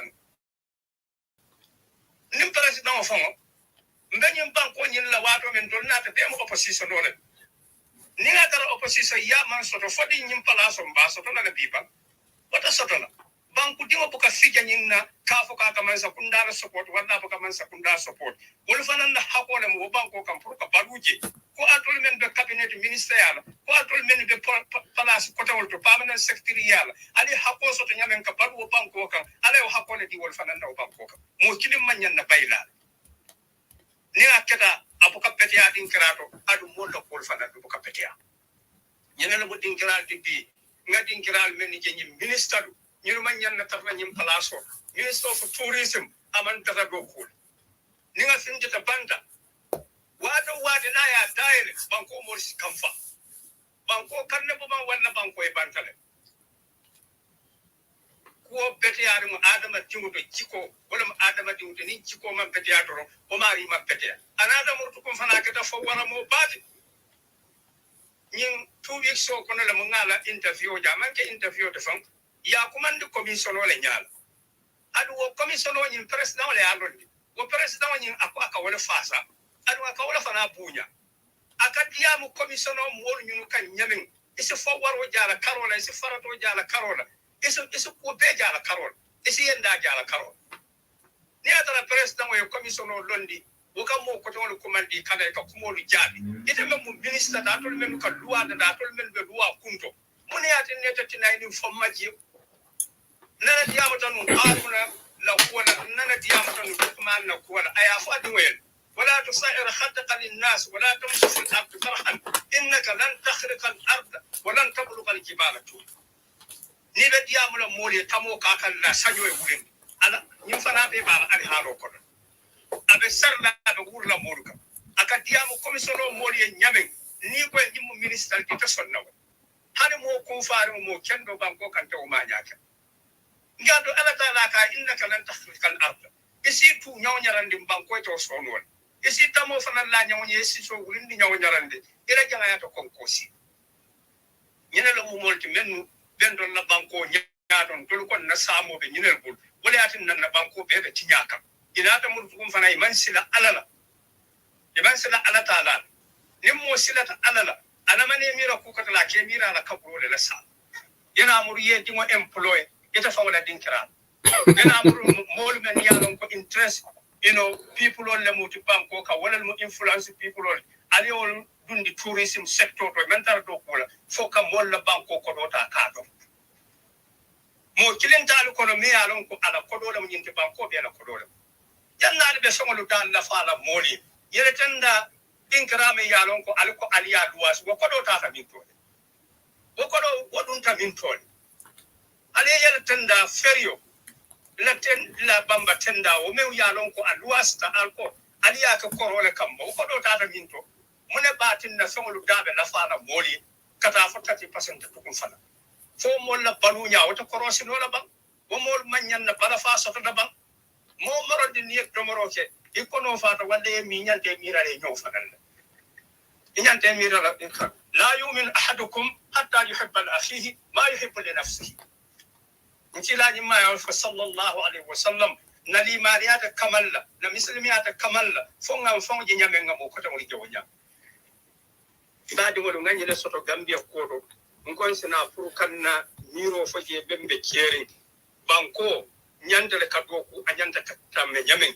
ninga alitata dunya ko tamo la niaji alatala ko fasiru fil ardi fanzuru kayfa kana aqibatu alladhina min qablikum alitama dunya kono aliyajibe aliyaje mutata mo ko tawalla la dunya jim fado ko famsu fi manakibiha wa kulu min rizqihi wa ilayhi nushur alitama dunya fanan kono aliyajibe alala kul ka falin nyaadile mon ke la kul ta man nyaadi san nal botanan tripola ka bonan Saudi Arabia mu muslime banko le fente bulu na man ke boyelo baraji de la banko to ku nyama dal nya ka wol jala yela silo lu jali yela moliji ibe sabatare nyame bar gammel tubabu karande wala kono to kuyata gabbia tubabu karande wala ngani jawyata ni bodana wadin kiralu to dron ibulate la mo ko kono nyinata kafu ko bodatin kiramen ngawoje nyamen dol fanan na jangnyanta kala wala nyanta kasila ala taala lan kam memfo nga tamandi ninga tasabaylo sikam bulo kono be yaila mbedo kono non be ke ko nyanti tamanda ali baadi malam yinti imam sisambe wala banko e berola mbe wala nyaadon ko le fande je kayrola nyimmu ya marol de kata no ya sikam mo to bennu be tan wala e kam on fo e o man tara ceri bennu nyanta bayla to ko la wala dum molu report tale auditor la karola auditor general e molu be report nyina le mo molu di nyanta murla bennu kan ke bay wala nyanta bayla man ke oppositionol man mara so farandin na banko kam e man tara kokurun dim fulna men ni alon ko bela cabinet do ko be nyum ko do be tinyala be minister of tourism minister of youth minister of health minister of agriculture nyina le mo moldi men ni alon ko nyanta bayla nyina faran nyanta accountable nyina le mo moldi nyanta accountable opposition ya wa halala ya da banko kanne luwa ya halala ya da adu ala taala fa ya halala ya da kamolu kilinde ben ya lon ko moli yeje ko to lebe marlo isi ko ma jibe adu kayro la fa lamati dawo tarandi ali badi malamin ti imam sise alama man satalla so kayro la bi maddillahi wa karamillahi wa judillah subhana rabbika rabbil izzati amma yasifun wassalamun ala al mursalin walhamdulillahi rabbil alamin amin ya rabbi amin ya rabbi imam sise ngara sa nga kondo fale nga ke imam sediti nga sise ko nga ya bonda ko sa imam sedi lo na to falene mbade ngol be la me ka yudi pon la banta ballo atol mol mel ya lon kal ben jibe ka YouTube 153 people watching us on YouTube and 149 people watching us on Facebook 304 people ala barakabake from men jibe ka live viewers alhamdulillah rabbil alamin content dam fo moy bake hadama dingo ni be tonya fola to ila tonya kan mam si sabe America se mo se deliver UK ala ya lon tani imam si sa famata diamola ameta wari wad legele nga message ol kinyoy nze nyo tulu ya nyi sanaw ya na audio sota kinam barinka komol men be fo banta bajanga yolo fala video oton safo ko alhamdulillah rabbil alamin na sidi keda la komom fota janne imam sisa ya fo dol ko sewu sedili be bulakan sidi keta no mari Ahmad Bah Dr. Samate Youth and Sports Minister Bakari Baji me mo la padi mo sunya dia la mozola Minister menga mato fo nyanta to fo la bira president former president bill volon sifongo la Dawda Jalloti bari nga nali la moy a control tubabu karandi wolu just ni lo konta mi la mbata fo la janko economic jongulalu ni intellectual jongulalu ni academic jongulalu ñu lay Gambia tiña imam Cissé baraka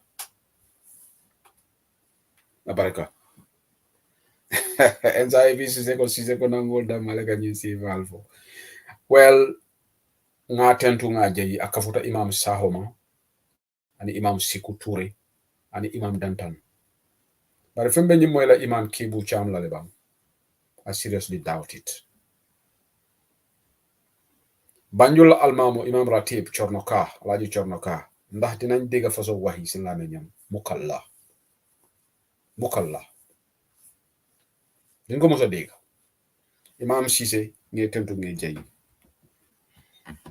na almamol la kumo fo janni e funtete diamuta iteɓe diaspora le ando Imam Cissé ay keloke Gambie yen struggle kono ni manque Johnny just come to struggle kabraɓe kolayaren aka programme o kenum kibaro radio aka audiol bondi ka yaa jamme aka yamaromen ɗi barola ako yamal kenule di yaa jamme la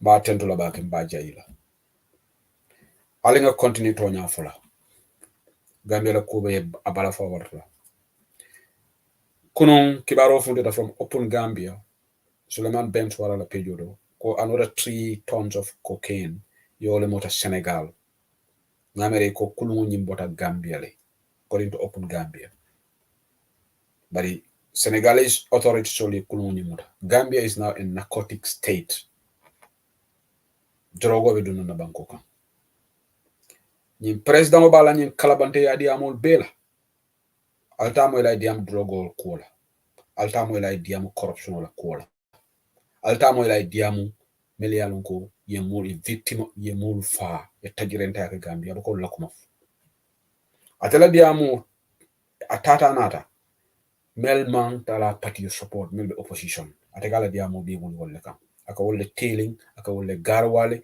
aka wolle try pour que intimidate bari yaje kukilin janina jesobe dunanam mbata nga text fa pare telephone bam nga jibe then dur naw nyantanala nga mbata nga text nga jibe fa pare telephone janin dur ndaw bi nala rek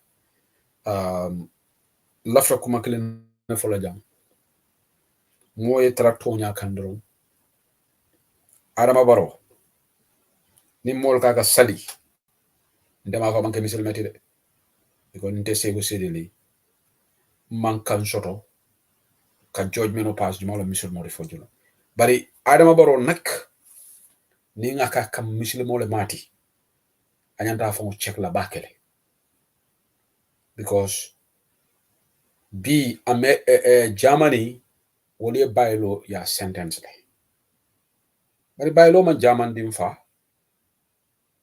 Gambia dingole fa allegedly participated in the murder ma fa tele faro kede by law fon letter of freedom aku atebe motole kono atemo drive on but he participated in the murder of Dede Haidara because hanata ye driving neke for a kilo ta ya file ma fa you are accomplice you are part of that thing. You are really complicit to the whole the death of Dede Haidara. So I feel like Germany meli alon ko ko manke misil me bankoti bari hani misil me banko kan ni moy mo fa nyanta kam bari bi Adama be siri akawo perpetrator le protect bari tuwa du bankol wolle be bulaka ni perpetrator no Adama kabra sita aya jamela family ko state house victim ol hani sinya kele atol ko Adama misil me daji ko le bala atol men ko balo no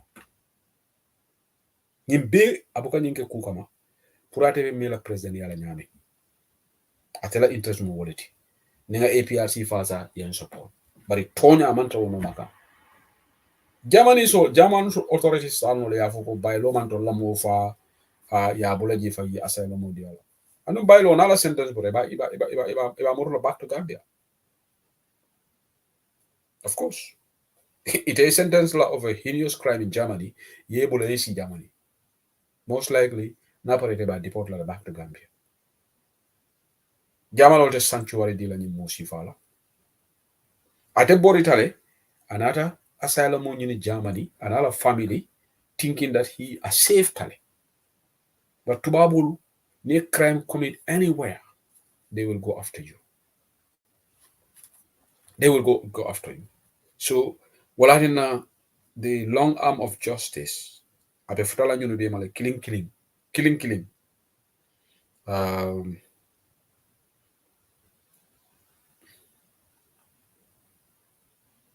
the long arm of justice will reach all these people one by one.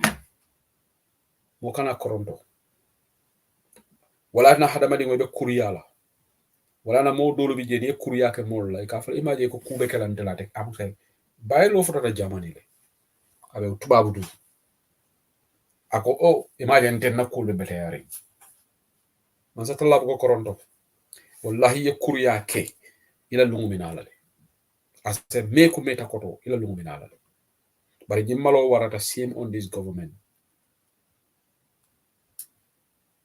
niaje the former CDS Babukar Jata will be the grown feathers in that country ide arrogant ring ya imam ye Ahmad Ba la arrogance fole because Ahmad Ba ayalone ko barota bayla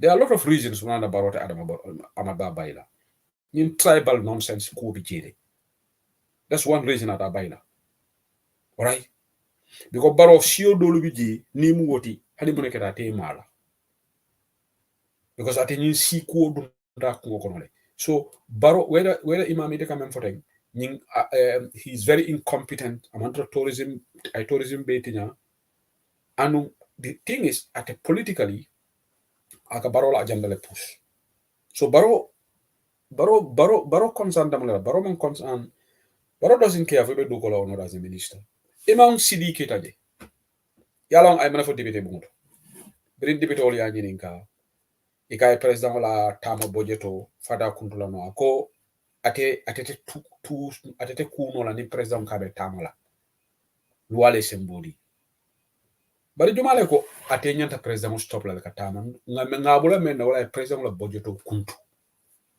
because wala that's why no finance minister bari sidi keta wol be mo nyin karana kurumol leti comme imam woga nyimen fodo gambia karanalu wala gambia tardendi because it will come moneke ka president wala interest serve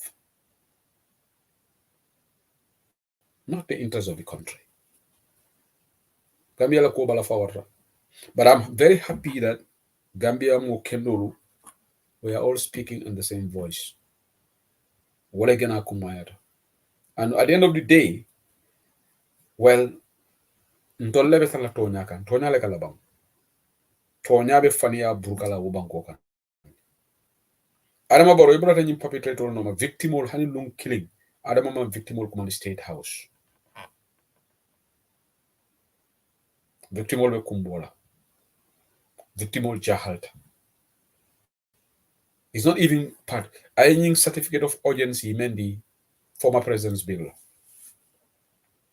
he will not submit any certificate of urgency in regards to welfare of the victims in regard to the welfare of the victim what he is preoccupied with ndebe mela president yala nyami that's all Adama Barrow is prepared so nte wala na bringa nyi imam sisa la nyi audio moy ko nyi sisa ko nan ko mebe akantele la moy mebe aka sedi ko nan ko la moy yala ntolle la mor baldi because ngam be for platform to jang I always be summarize because ndi am ta janne ami ay dramen fo imam sise in fact rate seulement ka fu 30% la 300% Adama Barrow l'hôpital la ticket from $25 to 100 or is 300% amake 30%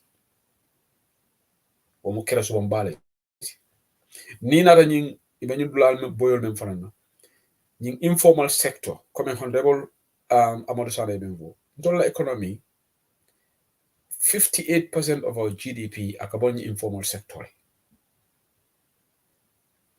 ñin musol mel yalon ko kata wafirol la dan dole kata tabulo lo ibe wafirol kala kabaru tarola biba wolle boy kam with no plan like I said kasilo lu fanundi is a good thing but the way and manner you must have kala nyame is absolutely irresponsible kawuli somanda kelin rek kada ka mollo dulal boy bango be deyri tukutuku yereng fe mantra keka because Gambia o kany ani moneke people will just be quiet he will just not say anything molte volunteer la molte fenkela ibe molla bitikol boyga hadi molla korral le muta ya be boy ye gradal le sike kamolla korral bon banko be talale salaw nothing will happen in that country. Because Muganna Nyantolu fight. Ye bankoje. Sometimes power belongs to the people. More for your destruction. Destruction is not important. But show people's power. Peacefully, Gambians can rise up with a placard and say this is wrong. You don't even have to. Tinyaro mambetea. Amanjere nendir la fam. Na nyanto nga fasa. But no. Gambians will just take up anything. Because you can musol mena bagasol boy nale funtita ambero kam brikama. Imagine musol men funtita bundung inila boketol.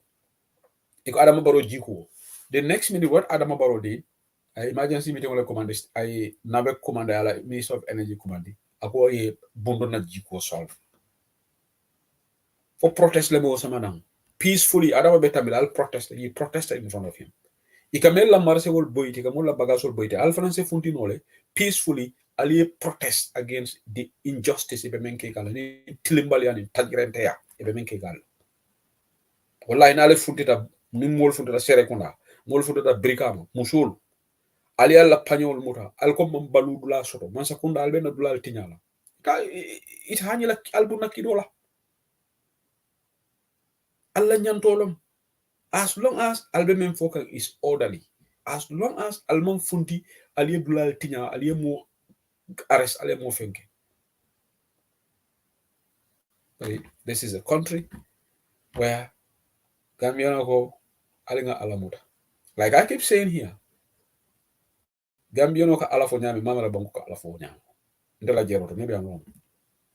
But behind this, how many of us are really good Muslims? On the day of judgment, we will definitely find out. And most Gambians may be disappointed. Because Nteka wo banko je nyaming, bafala ni men kampara kama sumo yuan. Gambia na Afrika siya baki. Mo kendo biji, alala mus nalbe Gambia, mo kendo ben kono. Bara wale dang doyata. Molu men ka pretend wale siya da wo banko ka. Molu men ka pretend. The pretenders.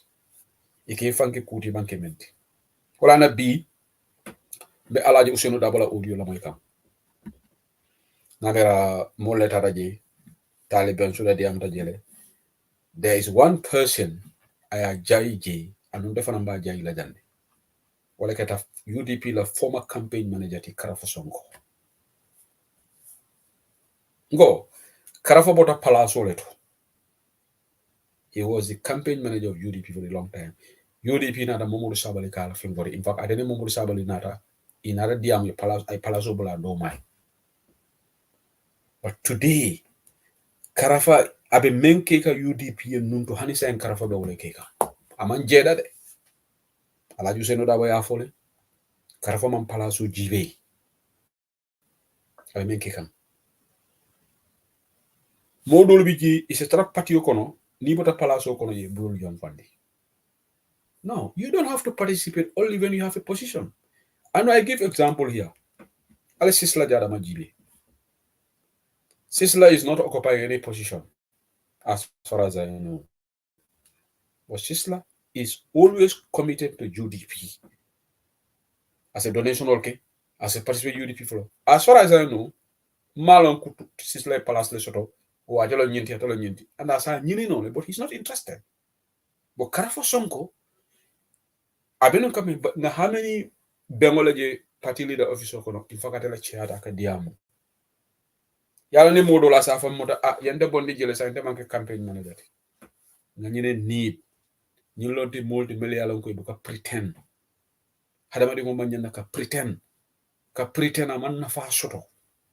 Be who you are.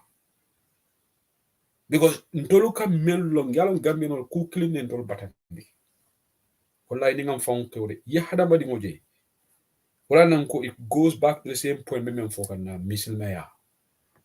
Yalon dese hu siridi ngalon de ko nka kumo men fu duma ba dembo drama ya moy wo ama moy wo ala ya lonne ABS sahoy na kumo moy nyawme nga fay ma fay membe do son mo ko na linga men fu duma ala yalla ni so ni jelo rek ikada hale wala naka pretend na amana faso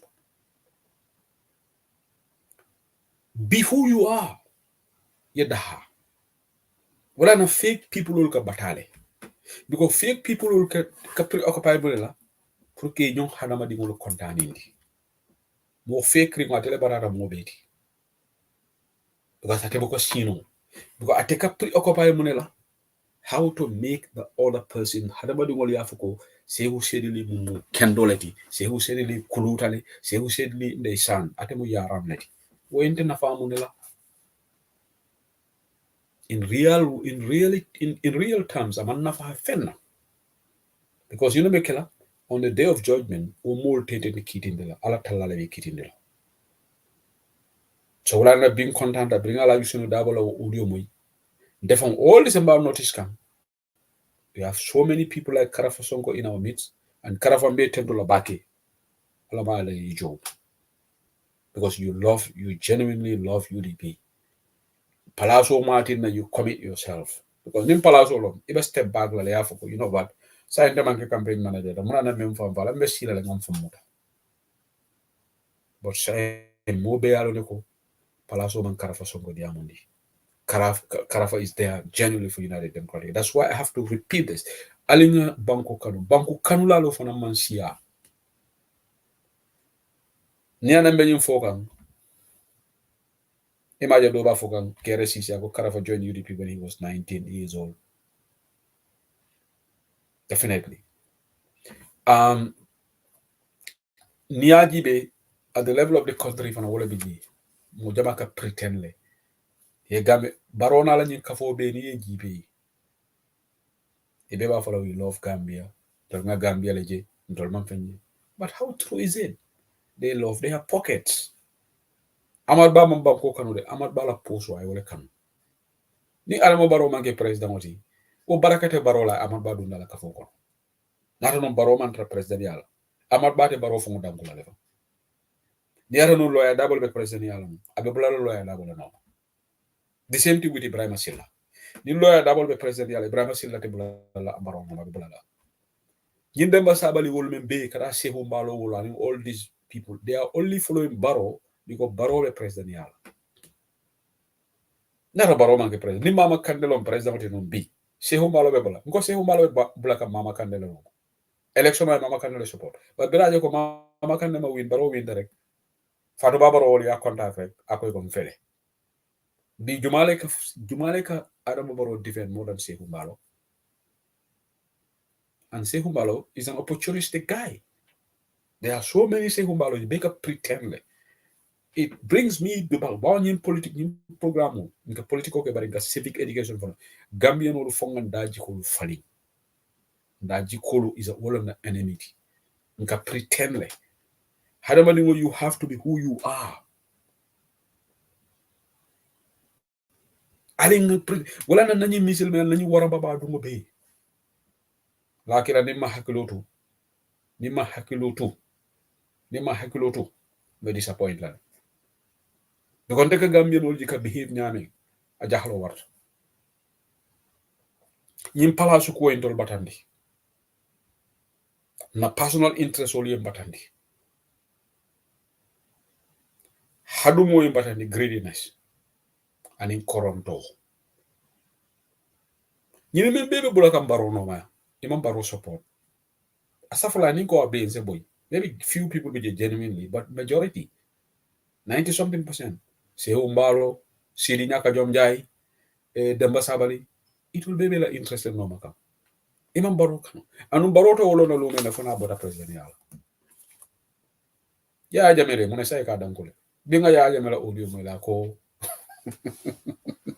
akazela APRC do now if you are listening to me please join now salan se kacha soto nga jame musala audio mo la ko atela APRC akoma APRC akone momo lafta flag bi ara yalla bi telephone zone party le forma but so ya jame thinks that he owns APRC just like Baro Franka for na banko say Baro Franka start tele ka diamond na banko akatel dam Gambiati na mansa kunda na banko adama boro kana mo ila kotenke yafo na banko de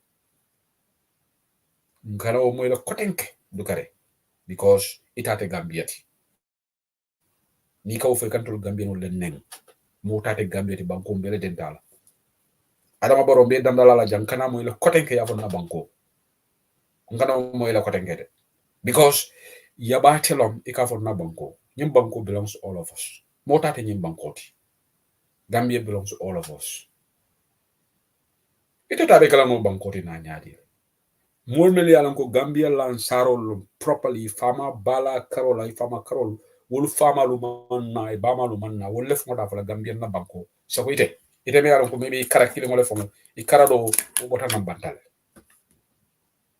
because if fama bota nam futale so ite be lolo no nyaadi ko na banko ya nyame fanan ko na APRC ako momo la fita lola fla biara ibite fansum pati le fomla ratela APRC don't we have a problem ninya to ngol ga nyimuta konte lo ya dabo na te lola ya fon na UDP la dabo tate UDP la dabo na to la fon na Gambia ya dabo tate Gambia ti Halifa Sallah tate Gambia ti Oncle Sidi tate Gambia ti ntol bele denda Gambia but adam boro ni ndiamo fengra kon na Gambia na mansa kunda nteleta mo nyinti ni teleta muna ni tebo civil sabano la kodo bondi la poso ko ni civil sabano ju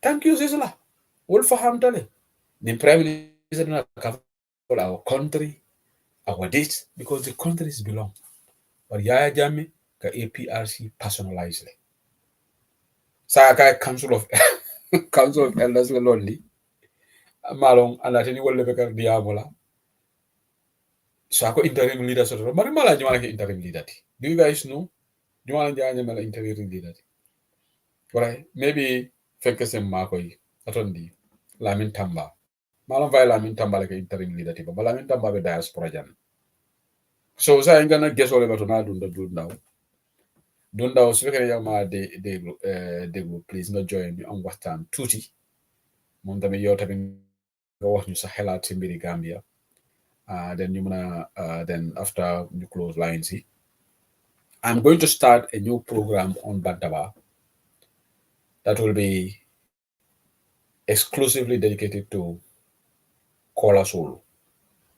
For new program, the program will introduce Lale, so we'll line solely open Kola Solo Kadiam Alkala opinion di. All right. So Mbaji during the week, Bello moment dedicate la wala. So that day, Kola Solo yana. Bari na barindingo membe Sweden na source ko afal fete ye call ke ya bo safari baborola because kuno vala remind na ko because na be kachala guy go mina call a segment from start la banda wala ko I hope your barindingo is going to call into that section jena jallo guy bari te fo malom fo barindingo akata do ko la bang akata banda ba jibe kan so ika do jele kata do ko la e episode to lo ka program jibe so they can call so ako so wo Kola Solo mbe molle tomba me alon ko wolu wolbe kala na gold Kola Solo leti gold GOLD fashion sabali bo konole fat njay bo konole okay wolu wolbe fenko soto lale automatic right soto lale kolke Sizzla maybe atebe kala silver Kola Solo le kono Sizzla ateke no bronze atete kala silver fonti Sizzla so dunda bismillah to bandaba dud ya malika Bismillahirrahmanirrahim. Assalamu alaikum wa rahmatullahi wa barakatuh. Wa alaikum salam naka seda bi nak tay seda na de wa may wax rek ne tay saddi wa yasri amri waxlul uqtasam min lisani yafqahu qawli ñu ngi ñaan li ñoo wax fii ak di kontaan lool si plateforme bi nga xam ne mooy UDP online Bantaba di la nuyu yow Sidi Ly ak sa déglukat yëpp ak sa spectateurs yi ñiy seetaan di kontaan si ñëw si plateforme bi di wax ne lépp luñ fi wax rek yal nañu yàlla jàppale ba mu am njëriñ mu nekk loo xam ne luy boole la te bu mu tasaare te suñ ko déggee yal nañ ko jëriñoo seera bi tey métti na trop gis nga ko démba tey moom dafa seera lool xam naa ne moom waaw dafa na ñu ngi predict ne snow dina am snow na fi tuuti rek la gis waaye gis naa ne xam naa ne Germany moom mu ngi gën a snow foofu ak Sweden snow bi bari na foofu lool so Duru jég naa waxtaan ak yow tuuti ne yaa ngi ok naka mbiri naka tas bi yaa ngi si kawam waaye na programme bi nañ ko mën a share ak some of the people suma followers yi pour ñu mën a seetaan ko sure share ko it's fine invite leen you know share the link you want me to share the link and nga send leen ko te du def leen ko Facebook man su ma demee sa Facebook bi soo ko share rek mën naa ko share foofu yes demal si online Bantaba Facebook bi haral ma send la link bi then you can send it to them. I think that will be easier. Then let me just copy and then I will send it to you now because some people are watching me on Legi Bantaba nak. A lot of people watch Bantaba through YouTube, Facebook. Suñu viewers be Facebook bi. Wàññi na lool because ñu bari ñu ne dañoo taal seen screen bi du ndaw dañoo taal seen screen bi so du ndaw will share the program with his followers and then so du ndaw I have sent you the link then you can share it with your people now okay so Jarama Mohamed Balde so the other person boo xam ne dinañ ko jox gold mu nekk gold collar Jenaba Mass fana metala gold collar sol kono sister Jenaba Mass anu me priority di la musole la kewol atol bekala kilo juro sama tolti wo programme to kewol atol bekala badge bench sol la kewol musole be priority so la ba musole majority ti Gambia and I hope my brother Mohamed Balde of NPP will also call in so that we hear his side. Mohamed Balde hana you should call him to that show. You know, this is new program on Bantaba that will start exclusively dedicated to callers. So NPP Gold will also call Ken all program out.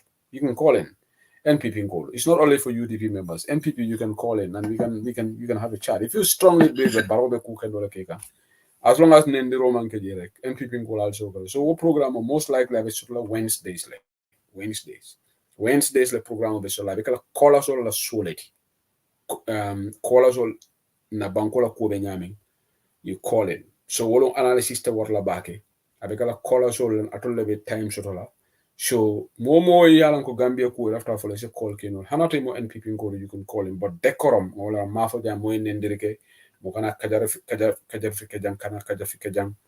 kana kuma jawol fu bayila opinion hanata mo NPP ko ni na ko baro mo kenol te mbela mo ilale but you have to convince me why baro mo kenol ijena la jondre ko baro mo kenol and we may challenge lale NPP nata jam be challenge lale you cannot come here you have to borrow sanitize la jam tenge buleta no so but you are free to call in here so what program maybe I will start la next Wednesday call us show on Bantaba every Wednesday over curriculum the analysis talala bakele wolum and in a line only yele pro call us but faction sabali Jenaba Mass and in fact Njai we'll make a priority callers already. Priority callers. Okay. We'll make enough time below on Bantabala program. So what is very, very important. So ndolo kewolu, ndolo kala kelo juto samotolti. Dulu ndaw yamfa. Okay, dulu ultale buto mala tata dami. Dulu ndaw lo na digesti. Akabe video nyine share with his followers. Nabe kacha like that maybe for 30 minutes on national issues. I don't know guest the Albania Bantaba. Honorable Suleiman Sahu was here earlier. So Mohamed Balde Fanankabe call Kelade. That will be interesting. NPP la Mohamed Balde. Akafanambe call Kelade. So that will be very interesting. So Fonga Modulu allow you can call him here and then contribute. So Alkali call me. So Malam Vana Barindingo Meme Sweden, Afanambe call Kelade. And Barindo be Finland, Lisa. Malam Lisa Fanambe call Kelade Malo. Lisa nyanga do jawone. Buru malo babe call kera le malo mbari ndingo. Ani mbari ngodo be kroli jam mbari mami be call kera. Mangro be call kera. Bari na geso tara min dole. Na geso dunda na reka disappear. Dunda o yamfa. Dudu man niguma dila dega de.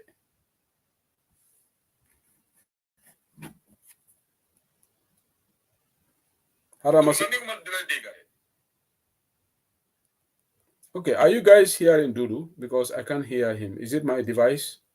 Or just okay, Geneva Jalo Kabe call Kerala. I think my source will be very happy because Geneva, suma na source me gambi ako nyanda call Kerala yabo safari bambarola. Ako ite kasu safari odrona lebe ko call ke. So maybe ninga new show start.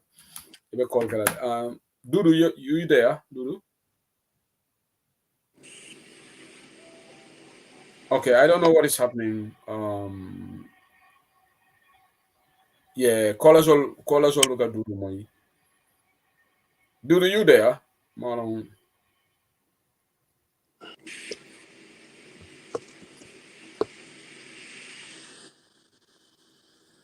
Okay, I don't know what is happening. Maybe I technical issue. So ngala be murla nan. Albe lama ka yiti la mata bala. Janing Dudu bina rek. Luma office ma ko si Olof. First ene na program bo xamne caller segment show. Caller show on Bantaba every Wednesday. That show we'll open the lines. And now if you want to appear by video also, I will send you the link. You can appear by video. Okay, for those who want to appear video. We can take up to 5 people at the same time, even up to 10 people, but I will just restrict it to 5 people at the same time. Those who want to appear by link, you just tell me and I will send the link to you. You can be NPP, you can be DOI, you can be anything, call in. But also we will take WhatsApp call. Those who don't want their faces to appear on the platform, you can send. So this program will happen every Wednesday on Bantaba. And inshallah, we'll start next Wednesday, where we will have caller segment on Bantaba on issues. You can talk about Barolani, irresponsible behavior and all these things. So all that will call in. So Dulu, welcome back. Hello, yeah. Yeah, Malaron Dega, but it's like you were not hearing me. So Yang, you fine? Yeah, I'm good, thank you. And how are you? Yang, you're right. All right. Well, welcome to Bantaba Dulu. Jerejef, I'm going to introduce a Bob for the benefit of the listeners. You have Hamun kan moy Dulu now. Wow. So dañoo jël di vernacular language. Vernacular, ñu wax ko ci sauce ñu olof rek. Because foog ma ne yow dégg nga sauce o demanding rek. Okay, nañu wax ci olof boo xam the language that you are most comfortable in. Wow, okay. Waaw man maay Dudu Ndaw xam naa ne si ñi nga xam ne xamuñ maa ngi ci political arena bi for the Gambia for the longest pana CD meet nañ many times si platforms particularly depuis sa Freedom Radio ba léegi the Gambia di waxtaan ak nit ñi di askan wi li ëpp nag ci ma def mooy audios di ci waxtaan ci li nga xam ne mooy constitutionality fi governance si réew mi nekkoon naa tamit si political parties of the opposition muy di Gambia Democratic Congress muy di GDC ba bu ma resign 2023 bi January so léegi ma ñëw nag nekk li nga xam ne independent candidate maanaam independent politician boo xam ne rek man suma taxawaay ci Gambia fi nekk mooy ne maa ngi waxtaan ak jàppale képp koo xam ne doomi Gambia bu bugg a Gambia nga bugg a Gambia dem kanam man maa yow ñoo bokk camp te ñoo nekk ci opposition bi nga xam ne dafa oppose the ruling party ndax ku nekk xam na dëkk bi gis na dëkk bi ni moo demee te ñu bugg a change a comprehensive change ndax am nañ change waaye amuñ a comprehensive change so moo tax tey loolu indiwaat ma fii ci online Bantaba UDP ci ne rek ne ñun ñoo bokk kër ndax ñoo bokk camp so kon maa ngi leen di nuyu déglukat yëpp seetaankat yi di nuyu seen party leader honorable his excellency honorable Lawyer Ousainou Darboe ak képp koo xam ne yaa ngi liggéey ak moom ak di nuyu tamit politiciens ci réew mi yëpp ndax Gambia moom tali di opposition ñun ñëpp benn kam so te waxtaan bi ñu ngi ñaan yàlla rek comme niñ ko waxee mu nekk loo xam ne luy jëriñ ñëpp la luy jëriñ askan wi la kon Sedili fu naa ne loolu ma delloo la mic bi rek léegi waaw jërëjëf Doudou jërëjëf si nuyoo bi kontaan naa tamit yow tamit bu ma la invité through suma brother bu baax bi Buradiba ko xam ne yaa moom da ngeen di jokkoo lool ñu waxtaan maa yow yàgg nañ depuis freedom comme lu nga ko waxee yow tamit ku sawar la si affaire Gambia waaye man bu ma la doon xamee GDC nga nekkoon waaye yaa ngi yow yaa ngi wax fii ne da nga resign foofu léegi independent nga bokkuloo parti so yaa ngi wax still ba léegi yaa ngi si politics bi Doudou léegi am na sa audio bu ma dégg te démba dama doon déglu sa benn audio yaa ngi wax ne opposition yi dañu war a nekk benn pour ñu try to come together work together lan moo tax nga génne audio boobu no at this time ndax da nga feel ne réew mi fuñ toolu dafa require for unity ndax loolu moo tax nga génne audio bi absolutely dëgg ndax jamono yi toll nii foog naa ne soo bàyyee xel am na ay cross capet yu xew am na ay leaving parties comme suma maas yi nga xam ne bàyyi nañ ca fañ nekkoon taxaw independent toog independent di def suñu analyste ak suñu waxtaan ak askan bi di def mostly yeete programme si programme boobu nga déglu audio bi muy pencum réew mi nga xam ne muy on the YouTube channel si suma tur ma di ko def di yee Gambien si mu nekk loo xam ne 2026 bi ñu ne 2021 safoon na waaye 2026 mooy gën a saf te métti ndax li tax muy demee noonu mooy dafa nekk élection boo xam ne presidential élection boo xam ne fii moom lañoo make it or ñu break ko make it or break it la te mais fi mu nekk nii ñu feel ne niñ gën a teel a prepare for 2026 di better ndax 2023 lañ nekka te fi mu nekk nii less than 3 years ñu dem élection te sooy dem bëre ji da nga war a teel a pare teel a def sa practice teel a def sa look at sa weakness ak sa strength yëpp maanaam li la dooleel ak li la yaaxal yëpp ngeen teel koo mun a adresse fi ma dooree nag ci waxtaan woowu mooy rek ne su nit bàyyee political party opposition dem si political opposition loolu dafa ba tey mu ngi di same camp kooku yokki wut any vote to di ki nga xam ne moo nekk di incumbent muy di ruling party kon kooku la xëy na dafa feel ne am na certain things yoo xam ne feel na ne xëy na happy wu si wala feel na ne fële moo ko gënal fi mu nekka waaye ba léegi jubluwaay bi benn la éene bi benn la so kon loolu su xewee ay ŋaañi wante ay tasaare warut a am ndax dañu war a booloo nekk benn ndax mbooloo mooy doole rax ci doole li nga xamante ne moom moo di opposition bi su fekkente ne nit jógee na ci political party benn dem ci beneen political party loolu dañu war a seet li nga xam ne moom xëj na loolu dina dimbale political party bañ ko jógee ñu seetlu seeni boppam xëj na wala gis na rek ne nit ki xëj na dafa am the right to conscience right to association comme section 25 of the constitution loolu moo tax may adresse di wax ne fi ma mun a dooree fi nekk nii mooy di foundation mooy jàmmoo understand ne di moo opposition yaa ngee ñiiroo di ŋaayoo rek loolu dafa empower ñi nga xam ne ñoo nekk di ruling party te loolu lu moo def mooy suñ toolo suñu eggee sa càppaandaw ga tasaaroo dafa am te su ko defee su boobaa kenn du jëriñu su ko defee dañoo continuer si métit ak naxar ak coono biñ nekkee for the past 29 years laay wax because 22 years bi soo si boolee 8 years biñu nekka daanaka ñu ngi wax ne fi mu nekka ni su ma yeboone sax 30 years ñu ngi struggle so kon loolu moo tax ma def audio boobu Sedili di ci waxtaan waaw jërëjëf foog naa su ma la dégga bu baax mën nga ma correct foog naa si audio boobu tamit wax nga ne yow si sa xelaat UDP is the biggest opposition party te yeneen opposition yi dañu war a rally behind UDP loolu nga waxoon ndax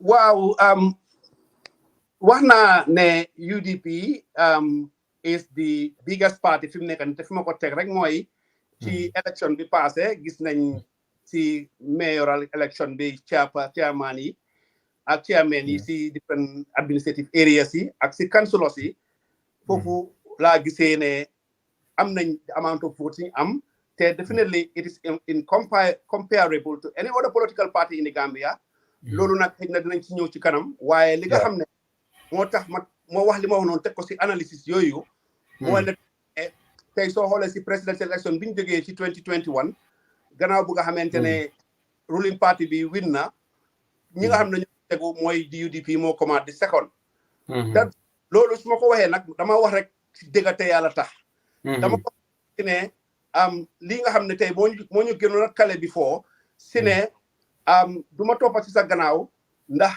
tey man maa la fi gën a yaaga wala man maa la gën a xam wala man maa la gën a mun dañu war a jël xalaat yooyu ñu teg ko ci boor bële ndax li day xew mooy politics is numbers te numbers wax te numbers yooyu noonu tey su ñoo wax Gambia mënuñoo wax Gambia ñu name di political parties suñ génnee di incumbent opposition mënuñ koo wax tef number one teguñ fa UDP so kon tey ak any other person koo xam ne da nga sincere nga jën nga understand the political culture of Africa sax not only Gambia di nga understand political base bu nga xam ne United Democratic Party am na ko nga fexe nooy liggéeyee ak ñoom su fekkee ne sax ne gis nga mu ñuy demee noo xam ne sax it na yow neexul la ndax am na yoo xam ne góoma ne di central executive of the United Democratic Party mun na koo régler ndaxte yooyu mooy li nga xam ne lu nit toog passé def wala nit toog Banjul def as far as jógeewul si party leader wala si deputy party leader wala si executive then ñi nga xam ne ay surrogates lañ wala ay individual supporters or sympathizers ñooñu duñ dee am too much control over those people so for that reason nag duñ jël loolu noonu ñu ne because of ñooñu benn ñaar ñetta yooyu out of thousands of people or millions of people ñu ne den loolu la ñoo use ñu ne ñii dañ leen a label for certain description for example ñu wane ne affaire yi arrogance or affaire yi tribalist or whatever so yooyu laay wax ne loolu su fekkee ne ñëw nañ ci cappaandaw ga suñ ko dooru di ko waxtaanee léegi ñu understand ko lii xew mooy UDP seen support base bi ñu am Gambia as it demonstrated from the presidential election ak the recent mayoral and council election then which means that kon ñoom dañoo continue to have their base while any other party bu fa nekka munta in the next 3 years munta work so hard no matter how much money you have ak how much people pour nga mun a am loolu so for that reason how best can we do to work together with that big majority party with obviously the other small parties are relevant as well they are important but ñu mun a sincere ñu understand ne lii lañ mun a diggee mbooloo mooy doole ñu àndoo ñu def a very sincere coalition boo xam ne bii dina yokk a doole ñooñu tamit ñu delloo ñëpp seen njukkal maanaam jox leen li nga xam ne loolu lañ yelloo ñu bokk ñu liggéey réew mi mu dem kanam Seydou. waaw jërëjëf lu nga wax ne am na solo I hope opposition parties yeeg na Gambia dinañ la déglu ak xel buñ la déglu ak xol because fu mu nekk nii dëkk bi we are in a big mess waaye Dudu lan moo la kontaanuloo si mbiri Gambia fu mu nekk nii under leadership of Adama Barrow because Adama right now mu ngi on this Meet the People's Tour fu mu dem rek mu ne moom liggéey na réew mi mu ne moom sa Adama turam mooy Adama Dokula Adama liggéeykat wax na loolu mu ne ñun dañ dee wane manaas yi waaye moom manaas yi Dokula loolu la tudda mu ne sampana ay school sampana ay tali te infrastructure is going so Adama to him the country is progressing waaye yow Dudu dafa mel ni kontaanuloo with the direction we are going lu tax kontaanuloo si mbiri doxin Adama Barrow jërëjëf Seydi Ly déglu naa ko man soo booba barki démba Kawur muy waxtaan wax na ba wax ne mu ne moom dafa def développement bu fast ba nga xam ne sax developmental partners yi dañ ko wax ne mu wàññi tànkam waaye dëgg we all know in any governance what is important is whatever you do how does it impact on your people ban outcome la am si nit ñi te ku nekk xam na ni tey Gambia boo fa nekkee o boo fa dee dem ku nekk gis na li nga xam ne mooy economy bi dundu bi pricing commodities ku nekk gis na liggéeyukaay yi ku nekk gis na youth unemployment bi for now we have the highest in Africa suñ ko waree ratio as per our population ku nekk gis na li nga xam ne moom mooy health sector bi ku nekk gis na ak problème su fa nekk ku nekk gis na foo laal rek there is a problem te loolu lu ko cause mooy ne ki nga xam ne moo ko jiitu muy the president Adama Barrow moom dafa understand the complexity of governance te mu ngi bugg a siisu toog si loo xam ne comme bugg a dawal moto te mënuloo drive basically because if you don't go to the training and learn how to drive so doo mun a moto buñ la jox lu mu rafet doo ko mun a moto buñ la jox lu mu gaaw doo ko mun a yóbbu so this is the problem bi nga xam ne moom lañ am because most of the people that are around him particularly the cabinet ñoom tamit kenn ku si nekk da ngaa sikkiyoo sa teño da ngaa sikkiyoo sa boppa so li nga advice dafa nekk loo xam ne dafa dem ak yow sa own interest departmental interest waaye whether all those decisions yi nga xam ne ñu ngi koo def is going back to the president yi nga xam ne moom la nit ñi taana because moom lañ elect def ko mu nekk njiiti réew bi so ndax ministers ak those departments ak agencies li ñoo def what impact does it have in the Gambian people for example also we know ne every year they rain Gambia for now man before ma juddu ba léegi ñu ngi rain Gambia every year ñu am rainy season we all know the rainy season is not to us since when Gambia become Gambia ba léegi is rain why don't we prepare for the rainy season why do we still have those poto why we have those increase in mosquitoes why do we have those life standards yi nga xam ne we just accept it for ne rek ne it is normal we see how Senegal is an example and Kenya you see how their development is going you see how their administration is reflective to the people ba nga xam ne nit ñi ñu ngi mun a make some choices so why ñun Gambia ñu war a toog rek take everything for granted and accept ne rek ne yes this is what we should continue to have that is why man d'accorduma si li nga xam ne loolu la président Adama Barrow di yóbboo réew mi depuis bi mu jëlee teño bi si 2016 ba léegi gisuma loo xam ne I can tell you ne is impressive just another one recently nii rek bi nga dégga di former president def naa si ay waxtaan is on the channel bi I mean but there are so many things you want to discuss you want to National Assembly war a prioritize January right now January mu ngi ñëw gis nañ moto yi by end of December license war a renew it's all from January to December dégg nga we need to think about licensing we need to think about renewals all these things munuñ ko administer properly sax what are some people dañoo toog ba March before ñu mun a renew seen which invalidates their insurances for example ñi nga xam ne change seen driving license da ngaa dem si police station si da ngaa am pour rang for 2 to 3 days balaa ngaa mun a make loolu happen so all these administrative things yi nga xam ne they are as minor as that but very important for the people dégg nga mu ngi affect the development so kon yii nii yëpp man su ma waree ànd ak kooku for whatever reason dama fa ne kon damaa dem for my personal interest but not in the interest of the people waaw Dudu am na areas yu bari nga laal les former presidents bill bi loolu su ma ko xalaatee sax dama lay wax ne dëgg ñun jàngakat yi ñun war nañoo xalaat suñu on the day of judgment because justice minister bi dañ dee wax baro waaye baro lu binda bill fii ñan ñoo ko binda mooy technocrates yi solicitor general ak attorney general minister of justice Dawda Jallow ñoom ñoo draft li and they did certificate of urgency waaye another important area problème yi Adama Barrow ndax xama ndax loolu dafa lay jaxal corruption bi nekk si nguur gi dañ dee dégg ay scandals auditor general's report bi moom fa these are not allegations waaye Adama du kontaan be moo af mbiri corruption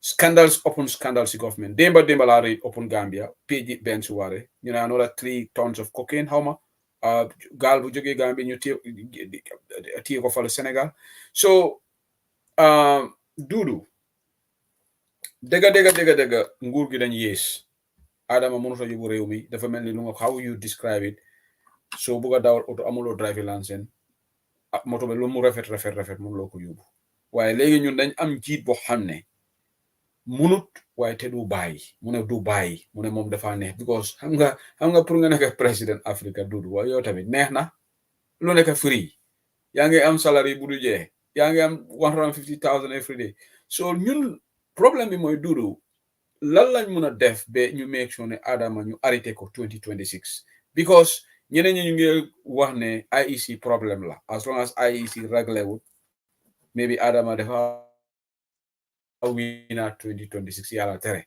but some people have this fear so yow as an independent Gambian lan nga foog ne loolu lañu war a def because continuation of Barrow administration 2026 that will be a disaster for our country Dudu. waaw kon comme jërëjëf li ma njëkk a wax rek si waxtaan wi li nga xam ne foofu laa dooree mooy rek ne di opposition bi ñoom dañ am pour leave forward forget about the past mistakes am na ñàkk a déggoo amoon na waaye suñ xoolee li nga xam ne 2016 gis nañ li fa xew gis nañ problème bi xappu noon gis nañ biñ baree bañee swear in président Adama Barrow bam swear in Sénégal mu ñëw Gambia mu take over the government of course with the support of the UDP because ñoom la génne woon of course taxaw as a flag bearer but with the support of the UDP and of course and with UDP moo tax mu nekk di flag bearer because of and li nga xam ne moom la amoon muy winning the coalition bu fa nekkee gis nañ li nga xam ne loolu la def after génne ñu ko jege ñëpp ñi yaaga moom indi ñi nga xam ne ñooñu lañ doon xeex ba ñi koo xeex boppam so kon loolu yëpp su fekkee mun naa happen for the sake of unity pour ñoom ñu mun a am power talk liggéey bi sax su doon dem kanam sax ñu ne waaw waaye gën a delloo dëkk bi gannaaw kon gisuma lu tax ñun kon opposition bi ak whatever transpired between us over the 22 years ak léegi gisuma lu tax mënuñoo eewu ne you know what we have to be consulting each other we have to be discussing we have to be tolerant to each other we have to be receptive ñu am acceptance to each other ñu mun a toog ñu mun a waxtaan ñu ku nekk ñu jox ko sa cër because nit ku tam soo ko joxee cëram rek di ngeen mun a ànda so cër boobu ñu ko joxantee loolu dina help ñu am a very diverse and strong formidable coalition boo xam ne ñooñu of course I'm sure ne between now and that time as I said the UDP ñi nga xam ne ñoom ñoo nekk the majority party as it is te loolu du lu ma fabricate it is the statistics are there te Gambians yëpp xam nañ loolu te lépp loo xam ne na Gambians yi yaakaar nañ ko o foog nañ ko I have no doubt ne the United Democratic Party they working on their reform and they also working on their rebranding because of ñu ne tuumal time rek moo ko day change te now and then suma ebone si opposition ñoom ñooy the father figure of the opposition kon ñoom ñoo war a nekk the lead of the opposition so dinañ demonstrate as a government in waiting as they do now have the right people in the right place recruiting the right people as they are doing to man positions as we have seen in the Gambia. KMC is a typical example and you know the Birkama Tay Yakuba Dabo Talib Bensuda Salamin Sane and the other one. So you gis nañ what they are doing, how they are demonstrating to deliver for the people of the Gambia. So lolu already rek jox na len a very strong position. So ku tok di dispute lolu or disagree lolu kon mu ben yow yaa ngi weaken the opposition. So moo tax ma ne opposition bi ten so we say ma use the word of tolerance and acceptance nangu dëgga nangu li nga xam ne moom moo nekka pour Gambia dem kanam fu naa ne loolu wax sa mbaaxi waay ñu ne wàññiwut ci sa baax dara. Why do one of the biggest challenges that we have the challenges wu mag mooy even look at the budget National Assembly yaa ngi gis the pattern of voting on the bill opposition outnumbered there are just 9 people went against 20-something people support. Problem bi mooy si dex bi rural Gambia foog naa dañu war a gën a waxtaan ak ñooñu because even député yu bari nii NPP am they are all from up country ok soo ko seetloo député yu bari yu NPP am up country la te ñii ñu ñoo sonal man def ma dee disturb because soo gisee tey any bill NPP indi because most of these MPs are from the rural te rural area bi nag fu ñu waxtaan ak ñoom because rural area moo ñu indi dañu dee indi lot of problems dudu because without us engaging rural Gambia dañoo am problème xam nga lu tax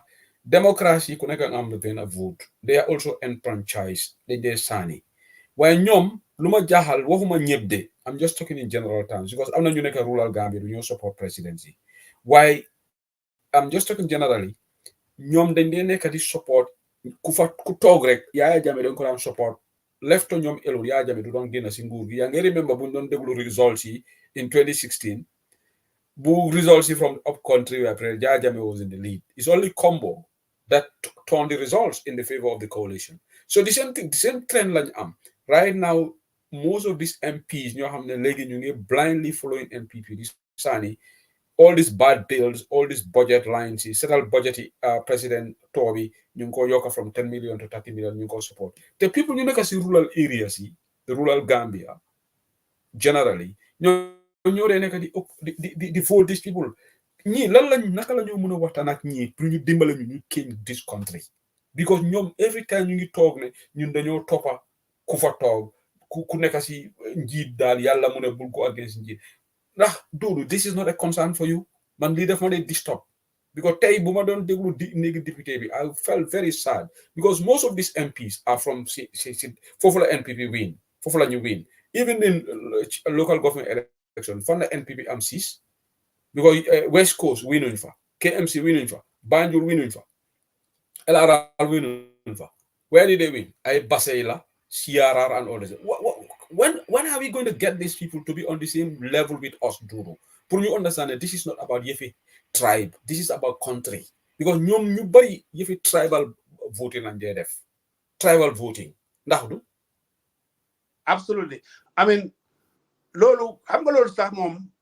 I always say it's an African problem because when I say Senegal,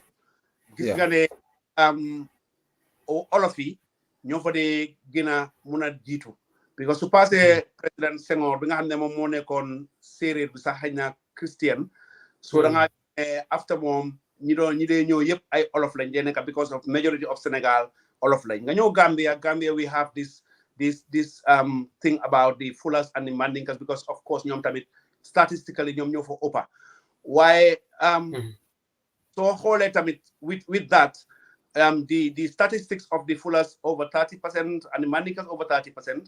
So yeneen yëpp ñoom ñoo ko share. Te the same thing na moo nekkaat in Kenya.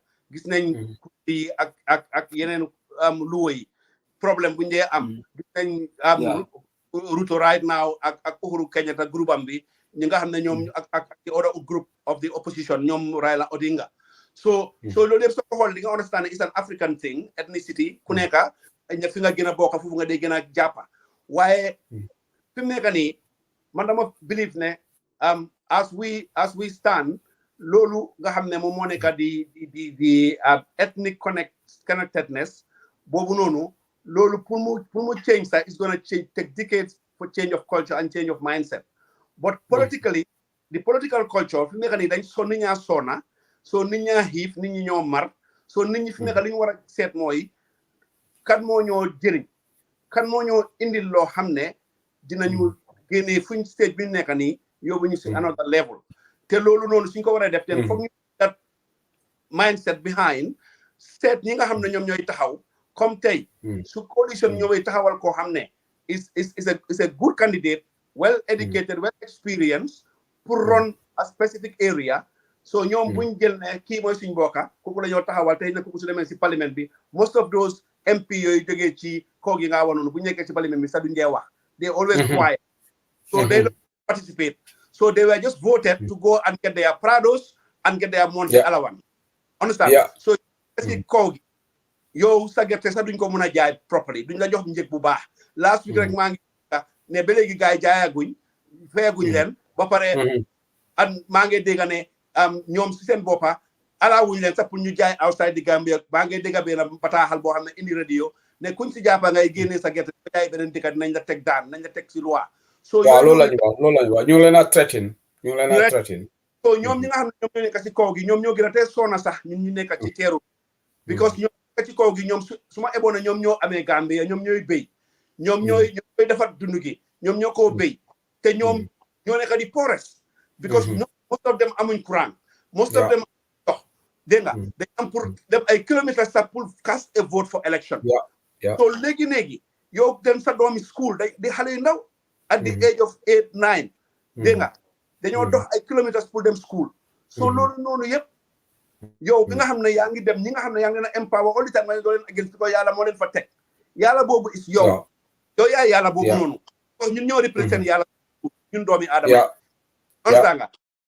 onsanga so wama xarax naa bari adama la yàlla wax nadu wax Quran wax ñun gën a bugg si lim binda so kon ñun ñoo ko represent kaw suuf so ñun ñooy yàlla yooyu ñun ñooy institutions yooyu daf ñu jox xel pour ñu xalaat daf ñu jox pour ñu seet li nga xam ne loolu lañ bugga loolu la suñu bakkeen yi soxla pour ñu make based on that kon ñooñu nekk si kaw gi li ma leen a wax mooy and I can see it change definitely I must applaud some of the areas for example the North Bank side gis naa ne mu ngi change a lot because ñu ngi eewu te li ma leen wax rek lopitaan school liggéey seen doom yi ak yooyu noonu yëpp gis nañ ne for the past 8 years bi ñu amee change ñu foog ne they will see themselves in the new Gambia they did not it's even worse because even Jammeh lu mu leen defal ñooñu this current government defalu leen so kon loolu dinaa wax ne ñooñu ñoo si war a gën a takka seen ndiga nag ñu xam ne ñu man mii di wax yow ak yow ñun tey we are secured why are we secured tey su sa jëkkër ñëwoon suñ biir kër 5 minutes police dina fi egsi ndax du waaw on sa feebar ëllëg we exactly where to go and somebody will check us and diagnose us and send us to the appropriate specialist pour mu seet ñu jox ñu wér yaram dégg nga so ñun mënuñoo suñ toogoon tey amuñ liggéey sax amuñ luñ def sax there is somewhere where we can go ñu jox ñu xaalis ñu dunda so sécurité noonu yëpp ñanañu ko because of the administration liggéey réew mi ak ñi ko jiite so because ñun noonu la ñoo voté di am njëriñ si ñun so ñoom tamit dañu war a def même thing seet ñi nga xam ne suñu leen tànnee teg leen fa ñooy jox seen doom yi school yu jege ñooy dimbale gaay seen mbéy mi mu yokku dégg nga ñu mun a am more production ñu mun a jaay ñu mun a am xaalis beta ñu am courant am ndox suñ feebaree am lopitaan yu dem seen jigéen ñi suñ biiree war a wasin duñu leen teg si ay saret wala ay carrosse wala ay moto yoo xam ne dañ koo puus mu taaka so all these things ñoom ñoo mun a xam ne ndimbal daf ci war a fekk loxool borom so ñoom dañ war a taxaw faam especially di rural Gambia ñu make sure ne élection bi ñëw 2026 képp koo xam ne opposition bi taxawal na ko fa mu nekk viable candidate bu baax pour opposition bi and by then insha allah I have no doubt ne dinañ waxtaan dinañ déggoo ñu àndoo ñu liggéey su boobaa ñu génnee fa di fa nekk mu nekk seen njëriñ ñoom nekk suñu njëriñ ñun ñi tam ñu sori ndax ñun ñi tam sori li tam mu métti ñun we are too much of half of lu ñoo aan yëpp we send it to Gambia to feed families to support every time uncle call la tanta call la bàjjen call la so all those support soo gisee ñu ko def because of lan suñ mënuñ leen a seetaan waaye tamit ñoom ñi nga xam ne ñoo amee seen karta yi suñ fay kibee di teg ñooñu ñun su yàggee dañoo màgget su yàggee duñ amata nañ am su boobaa duñ leen dimbale yotti de séri de waaw jërëjëf mbokk yéen a ngi déglu Jërëjëf lañ manta tey suma gan bi nag mooy Dudu Ndaw UK former member of GDC waaye léegi he is politically independent waaye moom tamit ku sawar la si mbiri Gambia saa yi def dee génne wax ba pare saa su génne rek daf di wane pour ñu mbanko ñu nekk benn te anything loo xam ne gis na ko loo xam ne jaarut si moom si xalaatam daf ko dee wax maa ngi ko gërëm te mooy suñu gan UDP may Bantaba maa ngi nuyu suñu national president of UDP Ajaratu Yamunda Gueye Yaabo nuyu naa la bu baax a baax mu ngi seetaan programme in fact am na message bu mu binda mu ne mu ngi just jóge si party leader party leader for UDP leader for meeting ak yaay compinsi money meeting was very successful. Thank you so much, National President of UDP. Hibar bu ne si hibar ne bobu nu kontaan nañ ci yow ak the leadership of UDP. Léegi Dudu man ak yow duñ mën a jeexal programme bi xam naa ne léegi dina la bugg di indi fii ak benn soirée because lii dëgg la platform UDP la but it's not only open to UDP members because we talk about national issues, so we'll be bringing non-UDP members here to talk to Gambian people. Dafa am leneen lu am solo mooy affaire ndaw yi youth si because Gambia is a youthful population. Statistically, majority of Gambian population yep ay ndaw lañ according to census, the 2013 census, the last census buñ am Gambia. Why youth si yaa ngi gis ñu bari ñu ngi dem to back way because of amuñ hope in Gambia because ku nekk dara daaxul sa kër. There is no place like home. If we've got opportunities am nañ ci dëkk bi for these youths pour ñu make up ko foofu, I don't think they will take this risky venture of going to the back way. Bu yaagut am na ñu jóge Bakaw gaal bi ñu ne gisuñ ko, carton bi tamit gaal bi gisuñ ko. Some of them are feared dead.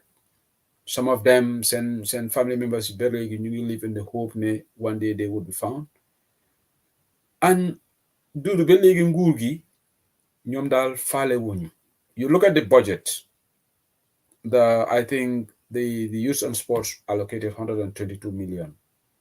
And greater chunk of that is just personal emoluments, salaries. Development is quite insignificant. Development budget of the youth and sports. So yo, naka nga gisee mbiri ndaw yi si dëkk bi fu nekk nii because these are the future leaders. Te nguur bu ñëw rek su ñoo dem campagne lan lañ dee wax ne ñun youth si we are here for you, you are the future leaders. But su ñëwee séedoo alali dëkk bi time and time again, youth and sport is always relegated. Doo gis any significant allocation for youth and sport. Lan nga mën a wax si lii Dudu? jërëjëf Seydi Ly amin ñu ngi ñaanal ñu nga xam ne ñàkk nañ seen bakken si baakuwe yi mu nekk lu daw yaram mu nekk te xam nañ ne dara taxu leen woon a jóg lu mooy jóg rek pour uti dañoo daanee seen doole si biti réew ndax liñ yaakaar giñ am biti réew ndax wax dëgg ne yàlla dañ am disappointment amuñ yaakaar ci seen réew moo tax ñuy jóg di dem mu nekk lu daw yaram mu nekk lu métti te mu fanaa ne moo tax man maa yow tey ñu toog fi di waxtaan ci mbiri Gambia waaye nguur gi comme niñ ko waxee rek foo laal rek is a problème surtout ndaw ñi dañ leen niiwal doole torop dañ leen yaxanal waaye lii nga xam ne moom mooy waral tey unemployment bi high si réew moomu noonu foo laaxa xale yaa ngi taxaw toog wàcca school amuñ fuñ dem jàng ba jeexal amuñ liggéey buñ def loolu li koy waral mooy ne amuñ any structures in place yoo xam ne dina engage ndaw yi mun leen a dimbale pour ñu mun a gis seen boppa di am tuuti sax pour mun a takka jabar amee seen kër ndax mun nañoo most of them are very creative very intelligent pour def li nga xam ne moom mooy dimbale réew mi te loolu nag foog mu ànd ak doom soo koo yar danga koo xëcc si sa boppa so kon Ministry of Youth and Sports ak ndaw yi sax ñi nga xam ne ñoo amee employment bi ak yëpp waroon nañoo def dañoo ooyee di collaborate di seet administration bu si nekka administrative area bu si nekka ñaata ndaw ñoo fa toog ñaaka liggéey dégg nga ñu make sure ne xam nañ statistics yi seet lan la ñoo def Basse area ka area ak Brikama area ak li ñoo def Kerewan o Mansakonko o Banjul o KMC ñu work with the local authorities ndax ñoom ñoo gën a jegeñ askan wi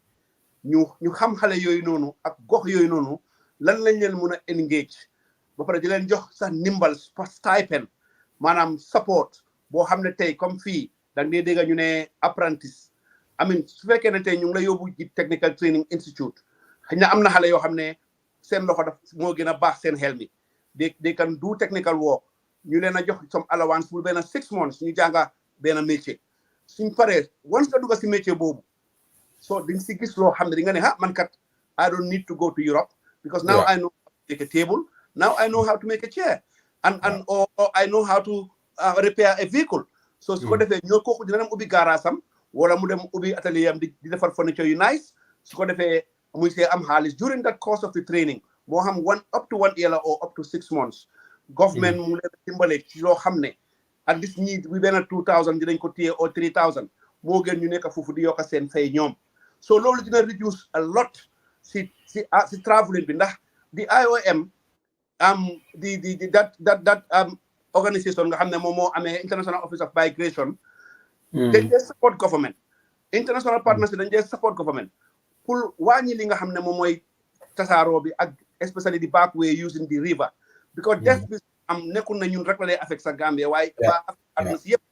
So kon lii mooy li nga xam ne ay xelaat la yoo xam ne nguur waroon na koo engage, xam xale yi nga xam ne amuñ liggéey, xam muy góor muy jigéen ñu engage leen, ñii ñu jàngal leen métier, ñii ñu fit leen into si governance, ba pare retirement bi tam package bi ñi ko xool da ngaa gis Gambia koo xam ne dafa am 65 bay téye itam di liggéey ñu bàyyi ko ci office bi because ñu believe ne moom rek moo mun liggéey bi.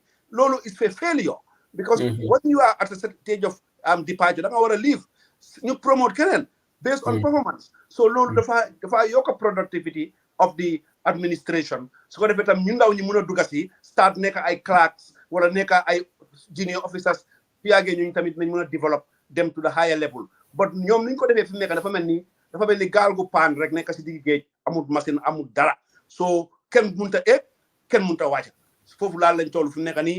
waaye I believe that they have to look again into the whatever they doing regarding xale yi naka lañ leen a mun a engage, naka lañ leen a mun a jàppale ba nga xam ne tukki bi ak migration bi especially using the back way, put security guards yooyu, the coast guards and all those people Navy yang fa, ñu try to recruit more if necessary, put them in the coast guards. Yep, it's from the people's money, but again it's better to save the people than save in their pockets, because when you go to a National Assembly and buy vehicle of 2.5 million, ñu waxati nga ñëw yokk presidential salary, wax nga yokk speaker salary, wax nga yokk xam nga deputy speaker and all these things. I mean, you know, what are the people gaining from this administration? That is the biggest question to ask. So moo tax ma ne rek I believe ne inshallah su changes amee te xale yooyu noonu tamit ñu ngi wax rek ne xale yi nañ gën a góorgóorlu rek te kenn ku si nekk tamit nga dem uti sa voters card nga taxaw nga prepare 2026 bu kenn xeex bu kenn saaga bu kenn def lu ñaaw bu kenn def loo xam ne dafa yaaxal loi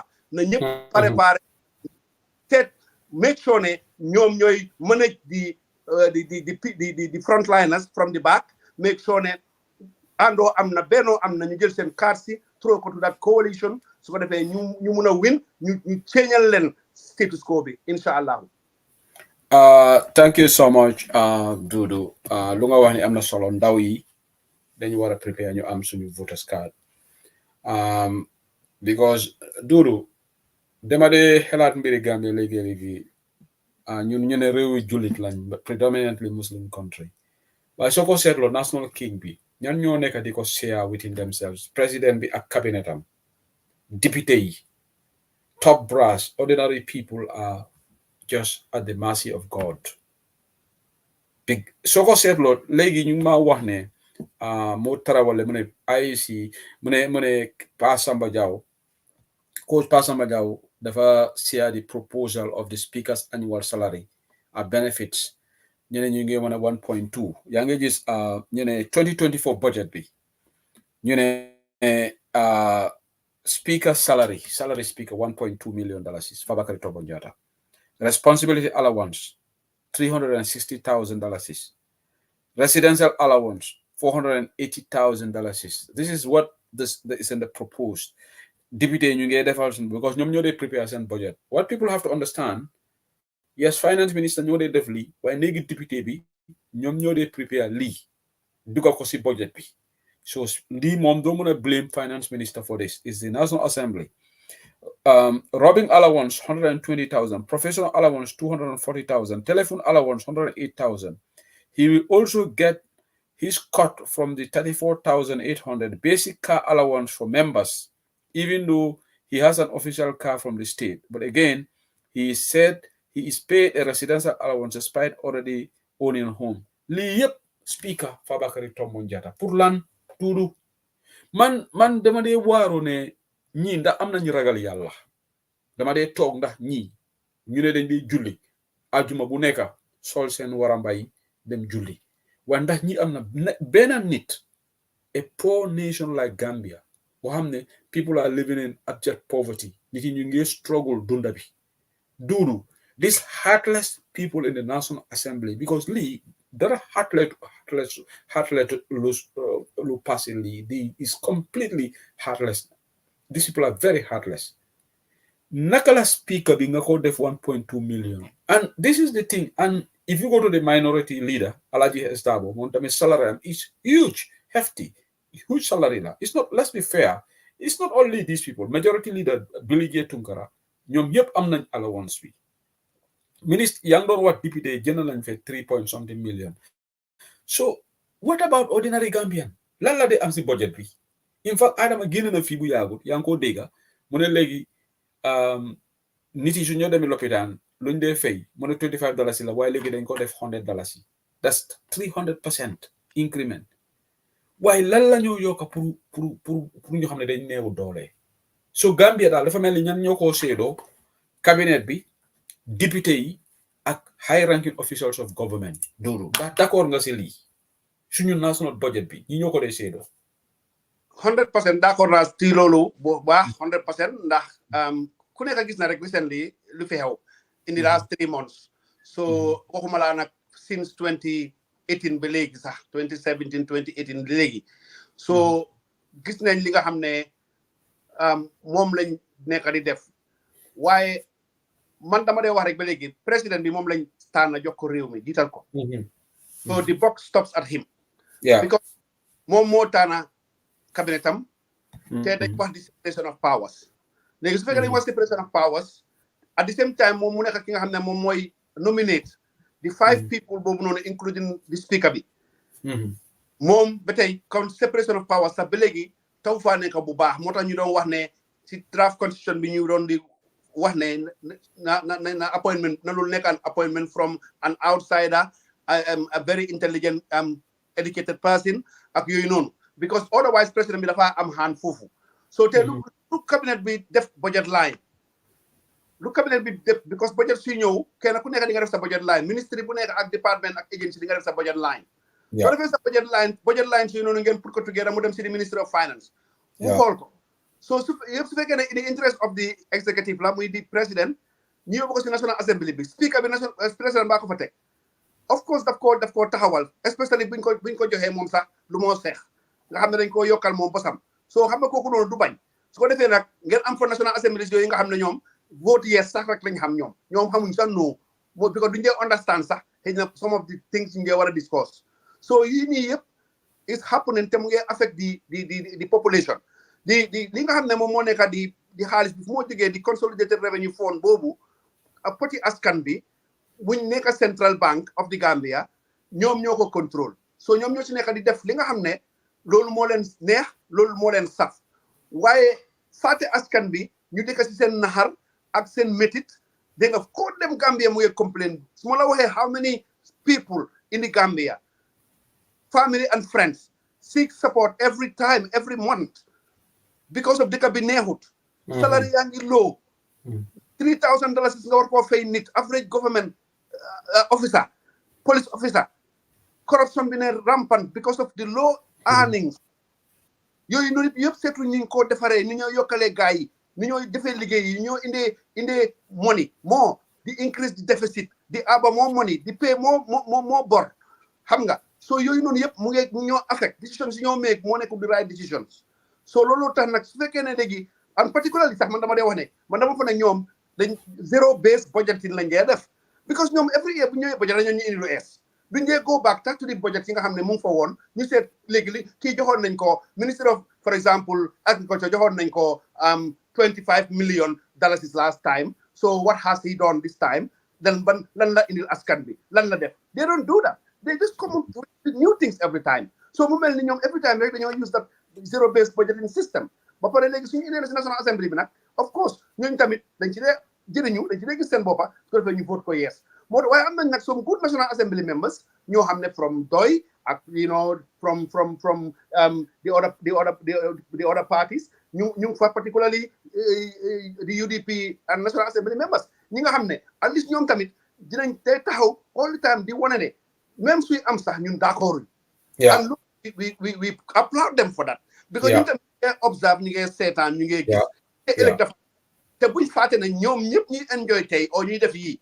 foofu fi position bu ma nekk nii man maa yow tey ñoom foofu lañ nekkoon 20 years or 10 years so when the time comes ñun we know who are serious and who are not serious when the time comes we know ñan ñoo amal njëriñi askan bi ak ñan ñoo ko amalu so we give it back to the people to make those decisions and we hope very well ne ni Gambia di métier gën a métier nii saaku maalo bi mu ngi yokku mu ngi yu nekk semaine you talking about 360 something bi maa jógee Gambia just this year rek you talking about 280 yokku na by $80 in less than 6.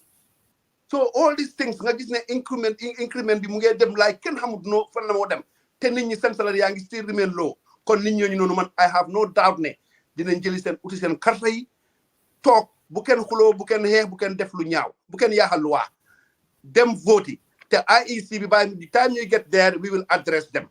It is also improving. It has been worse but ñoom tamit xam nañ ne fi nekk ne new system xam ne moo nekk in place by 2026 dinañ make sure ne ñoom li ma leen a wax mooy ñu ne card voting dañoo dem which is more transparent more easy to count much better to vote with nañ make voting be easy for the people nañ make voting bi mu reflect the decision of the Gambian people te loolu pour mu xam tamit pour ñu respect leen ak supa bi génnee foofu sax keneen koy munti ñëwit the same thing lañ expect because dañ ne the Independent Electoral Commission te section 42 of the Gambian Constitution daf leen jox doole pour ñu def li nga xam ne moom mooy njëriñi askan bi not njëriñi président bi Seydou.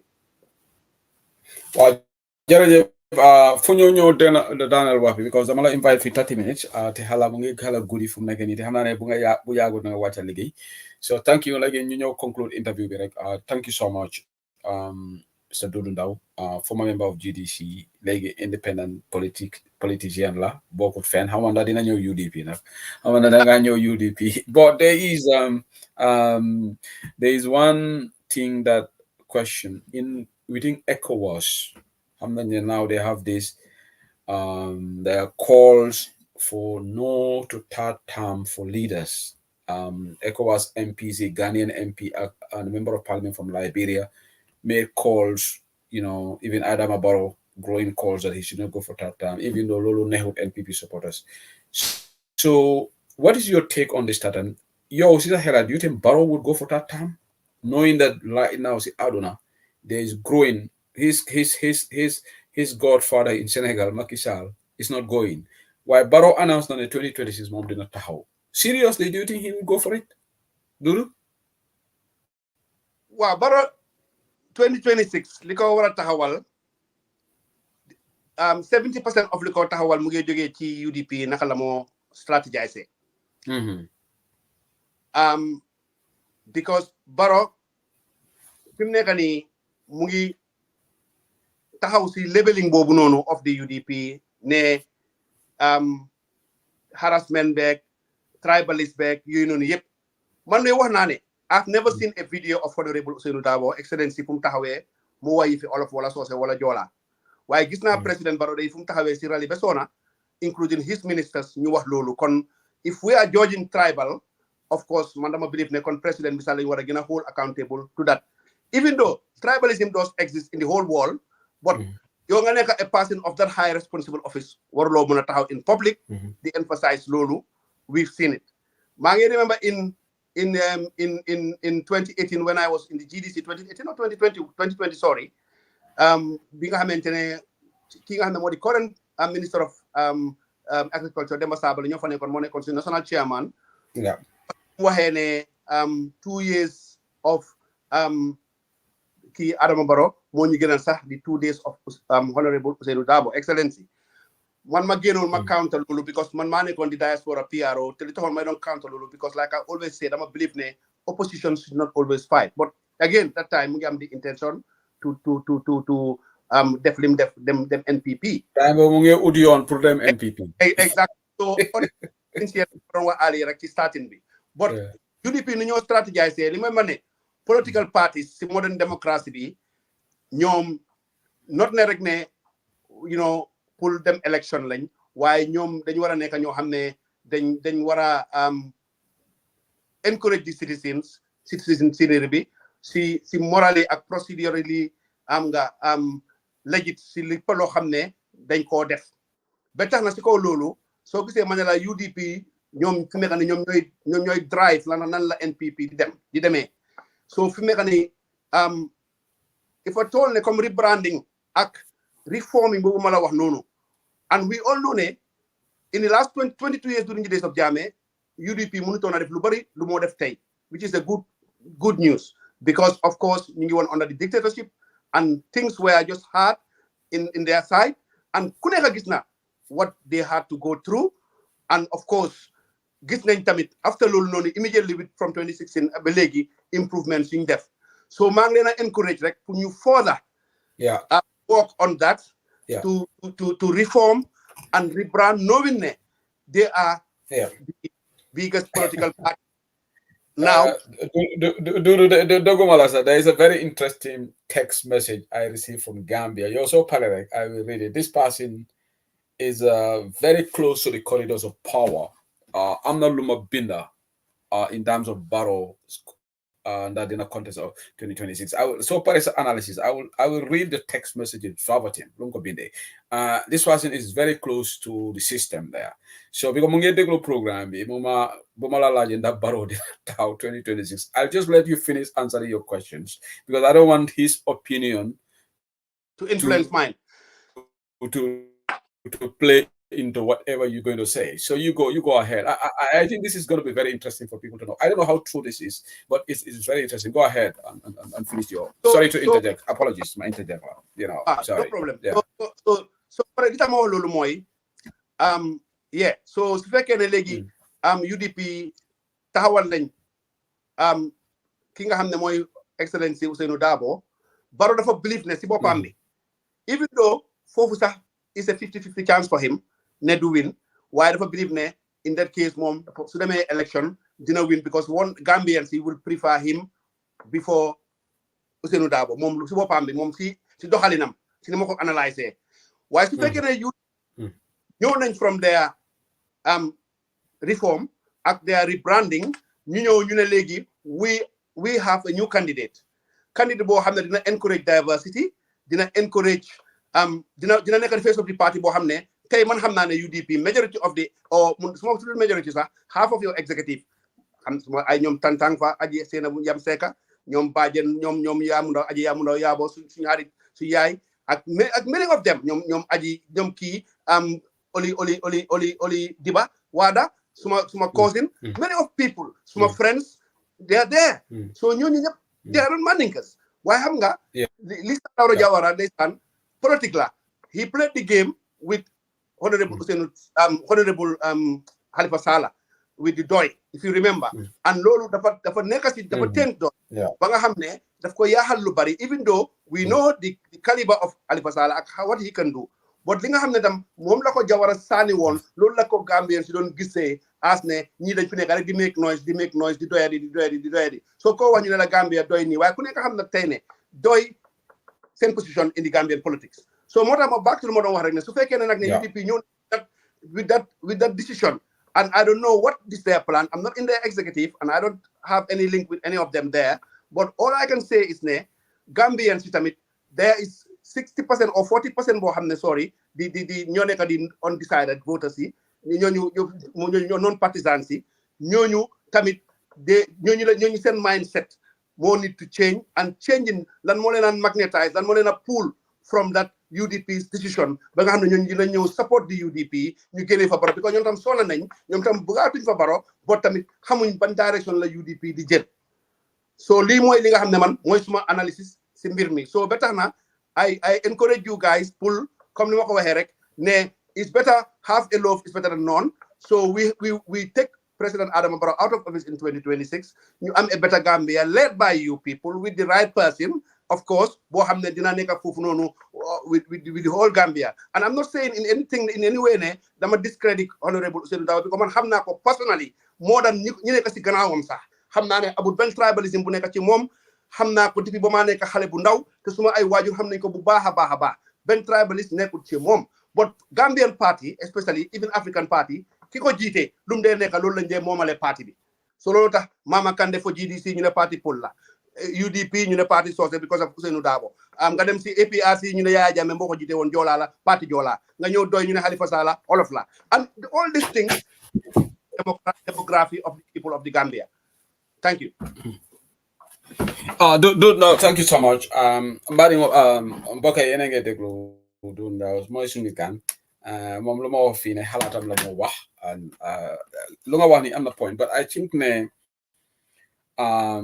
it is sad ne people xam nañ ne Barrow munut okay Barrow munut but some people are just trying to, like you said, 40% of undecided voters in your I think Lolo just example like the waiting game to see what UDP is going to do, to see how they will swing. Because to me, if I am among those things, no matter what UDP does, because UDP, our people think that, okay, let me make it clear. It's UDP's process. You don't even have to be an executive to know what UDP is going to do. The party leader recently granted an interview on Kerfatu. I think you heard him. He said, we have a process. Whoever wants to apply for flag bearership, you have to apply to the central committee. All right? So, on the 2026, UDP will choose our flag bearer. 2026, right? That's when we will choose our flag bearer. The process that has been in place is the same process. Nobody stops anybody from applying because any UDP member, you have the criteria. You also on UDP, so go apply flag bearer. Then apply. Allow you say no that would lower and don't apply. Because mom right boom you're right boom If the party leader allow you say no that wants to apply, mom I'm not right from apply. We should not try to discriminate him to say that he should not, because I think that is discriminatory to say that mom to apply. He's also a member like any other person. Yes, and he can apply. If any other person in the party, so Lolo man. I don't know why this is even an issue for some people, because the process will be followed. UDP will no outsider, like we said, will dictate to us how we choose our flag bearer. We just have to follow the party's principle. UDP, I'm the constitution, right? Just like your GDC, I'm the constitution in how you choose your flag bearer, Mama Kandela or somebody else. But this process will be taken, and Gambians will be told in 2026. UDP will announce when all these candidates apply. It is a central committee will examine the applicant. That's how Adama Barrow was selected. Adama Barrow applied to the central committee. There are other people who apply, Bo Jaju and others. Yeah. And that's how UDP will. UDP will always follow this process. So this is very simple. And we have explained this time and time again to Gambia. But I think people just try to confuse themselves. So, okay, leading back to this very interesting message from Gambia. How mandahiyaki again wah. I don't know whether you are talking to somebody in Gambia. No, I don't think you know this person. No. I don't think you know this person, because this person is somebody who is close to me. He's one of my guys there, but Momung is system B. So there have been a text message, Mr. Sediri. Say, well, I'm listening to your show with your guest, Mr. Ndao. Very interesting. And the question that you asked is something that I want to share. What is been talked about within the ranks of NPP. Adama Barrow is caught in two minds whether he wants to contest in 2026 or not. Because of the pressure from the international community, he knows ECOWAS leaders are very much against this notice third term.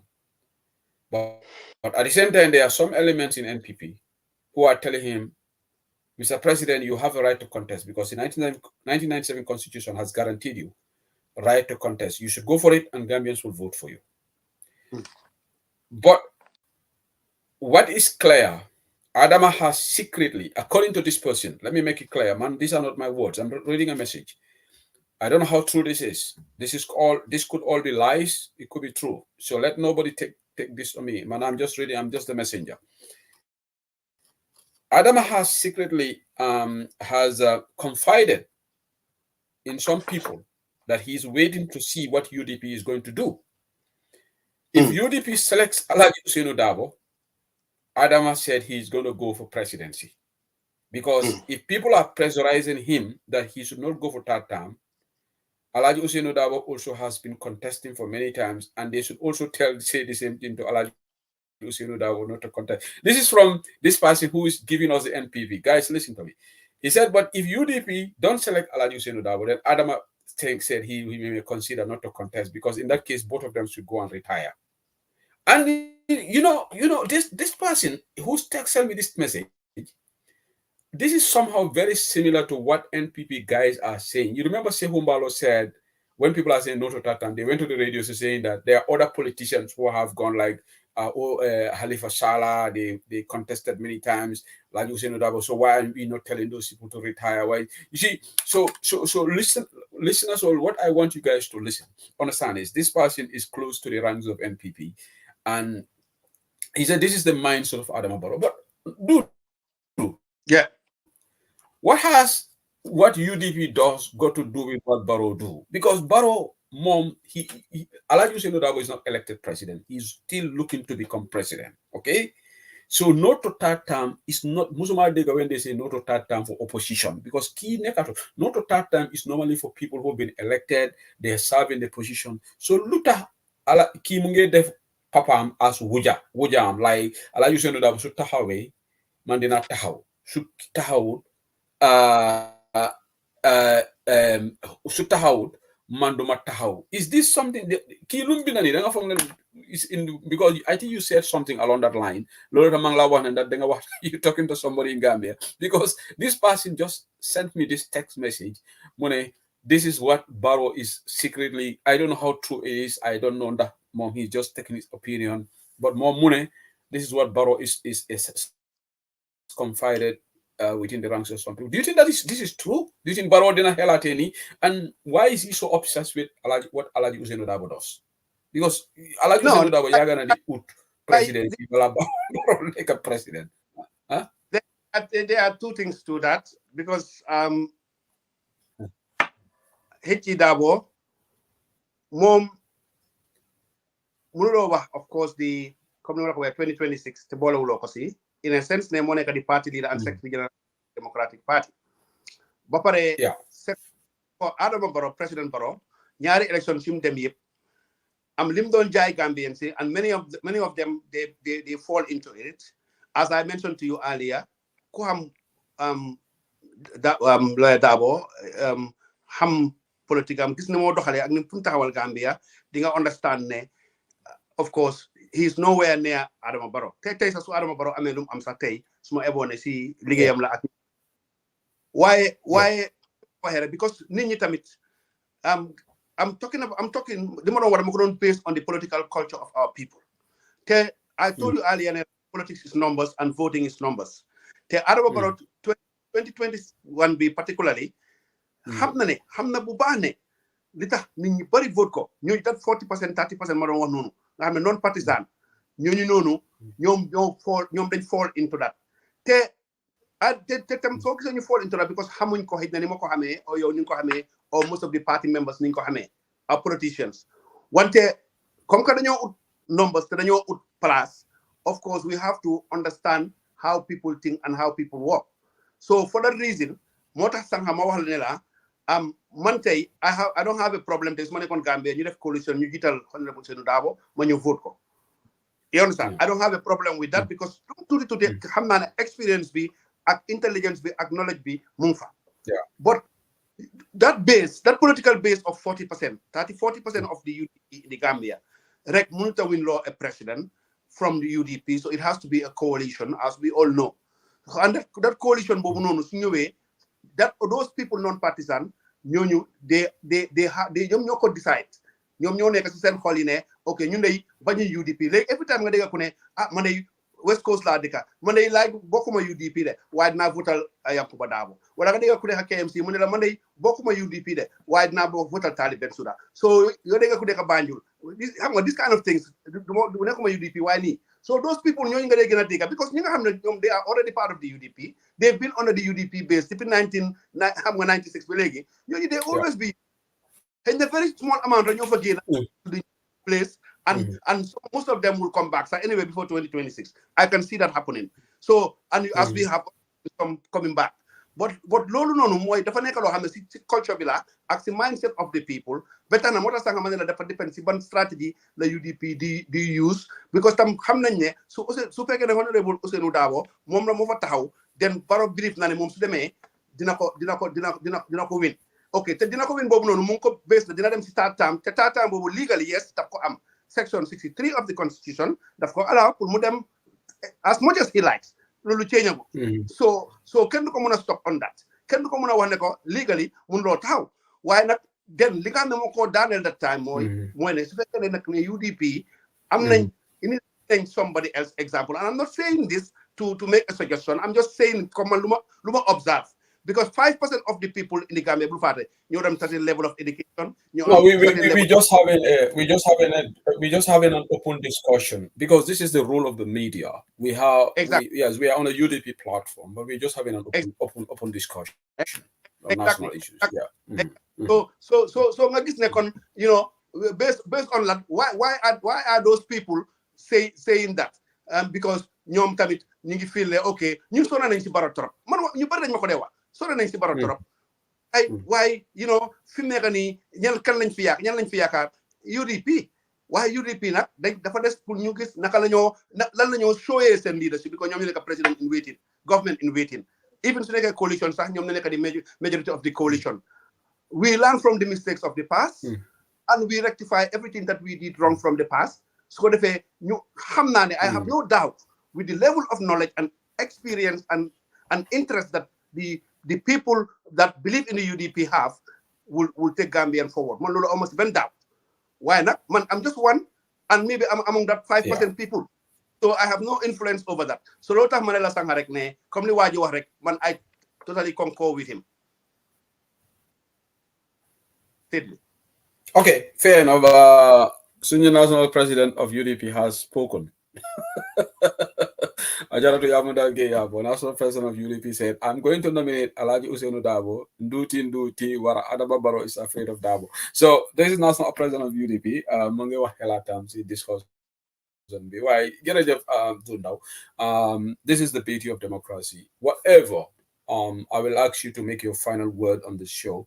Manse who said it as a Gambian. Obviously, I'm a bona fide member of United Democratic Party. I am appealing to Gambians. For cry out loud, we can do better. Let's vote Barrow out in 2026. It doesn't matter who UDP selects as our candidate. Come on. No, there's no comparison between Alaji Ousainou Darboe and Adama Barrow when it comes to who would be a better president. We have to think outside the box. Our country is on the brink of collapse if it hasn't already collapsed in all areas. There is hopelessness in our youth. That's why people are traveling to the back way. The energy sector, electricity situation is in a mess. The whole country is dysfunctional. Corrupt. Now our country is being tagged as a narcotic state.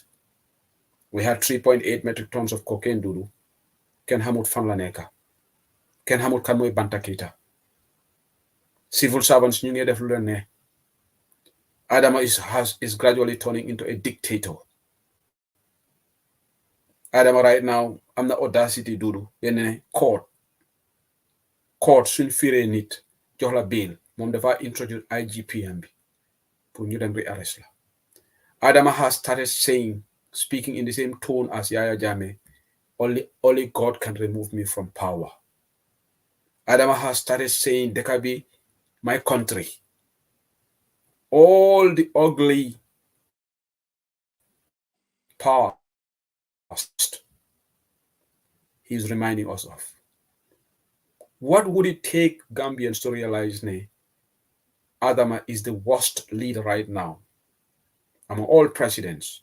kan nga mëna joxoñ nga ne ko Adama mo tane président bi fu mu nekk nii even in West Africa ban président nga mëna joxoñ nga ne Adama mo tane ki.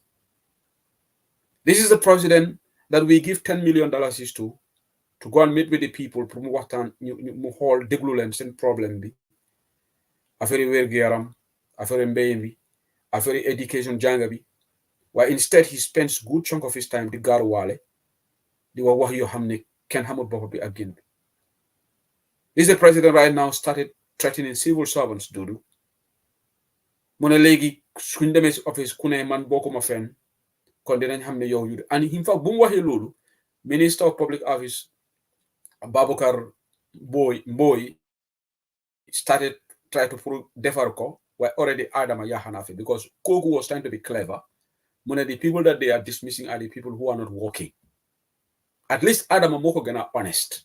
Because Momungi try to cover up their city deals. Because Adama Gina na mune legi kune man si party bokuma party rek dinañ xamne yo opposition sympathizer nga so dinañ la daha. So minister bu mu gëna di wax rek mu ngi bëgg try to do damage control.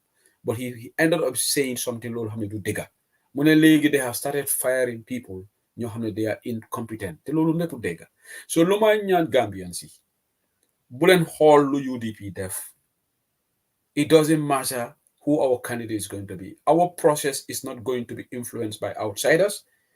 It's only when you are a member of UDP that you'll have a stake in who our flag bearer is going to be. It is only us UDP who are going to choose our flag bearer through the process that we have to follow. If Alhaji Ousainou Darboe decides for whatever reason, he's not going to go for flag bearer seat. That's within his remit. But also, if he decides he will go for it, it's within his remit, right? We have just seen president that's elected in Liberia, 78, 3 years older than Alhaji Ousainou Darboe. All right? So, age is not a problem. There's nothing wrong with his faculty. There's nothing wrong with his mentality. And he's a lawyer by profession. He would be a better president by miles than Adama Barrow. So those independent voters determine, even if UDP said Alhaji Ousainou Darboe, why can't for the interest of the country say it doesn't matter? Right now, it doesn't matter. Can la UDP tane, moy tane Barrow. Let's just get Barrow out. Like we came together say, yange time is struggle, but even Hajsa more tane Yaya Jammeh nekafa. You remember those statements? Whoever couldn't, and that's why we came together because we were fed up with Jammeh. I think we should be on the same melting point to say it doesn't matter can the UDP tana. We are better off with any candidate that UDP select, whether it's Alhaji Ousainou Darboe or somebody else. Let's have a change because kufa neka munuto yobure we do. So Amanda, I'm appealing to you, those people that you speak to. You are somebody, you are influential. Talk to them and say, you know what? It doesn't matter what UDP does. Let's remove this person because Barrow, it will be a disaster for Barrow to continue to lead our country. The maternal deaths, jigeni de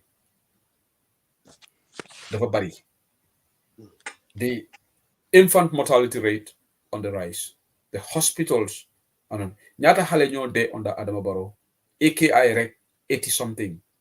Tebele justice not served. Can Hamud for that. He's not even in his interest. So Barrow is the worst president for Gambia, as far as I'm concerned. He is worse than Yaya Jammeh. Yaya Jammeh, the only side behind Tanana Yaya Jammeh is the gross human rights violations. But administratively, do the Yohamgane Yaya Jammeh motaneki. Nguri Adama Yaya Jammeh motaneki. Tami Jammeh, you will not see letters. You've been a letter full of mistakes, Duru. All right? Yaya Jammeh was the first Sohor, he definitely arbitrary arrest before, but administratively, Yaya's government is far ahead of this government. OIC, not a online could try to host May 2020. So this is where I'm going to summarize. But Dude, it was a pleasure to have you on Bantaba. And next time we will bring you here again. And also I bring Suleiman Ben Suare. Because at the end of the day, we need to think outside the box to try to salvage our country. Dudu. jërëjëf Seydi Ly wax yi rafet na trop I hope ne like I said li ma wax fii yëpp lu ci ñaaw rek ci man la waaye di was to waxtaan rafet comme niñ ko ñaanee suñ borom bi si beginning bi ñu ngi rek once again ñun am nañ yaakaar trop ci ne United Democratic Party at least there is something we can look up to there is something we can hope for te comme ni ma ko waxee rek am an independent person su ma neexoon électrique ba bokk UDP man seetuma si lu keneen wax ak lu keneen ka wax waaye comme man rek mooy ne li ma tinki li ma tënkoon GDC moo ma tinki fi mu nekk nii maanaam dama bëgg a nekk koo xam ne at least dinaa mun a work with those non-partisan groups di leen educate di leen gën a understand law because tam soo nekkee in a political party in Gambia I mean when you speak for the non-partisans you become more or less effective so because of li tax loolu mooy ne dañ laa jàppee rek loo wax rek ñu ne kii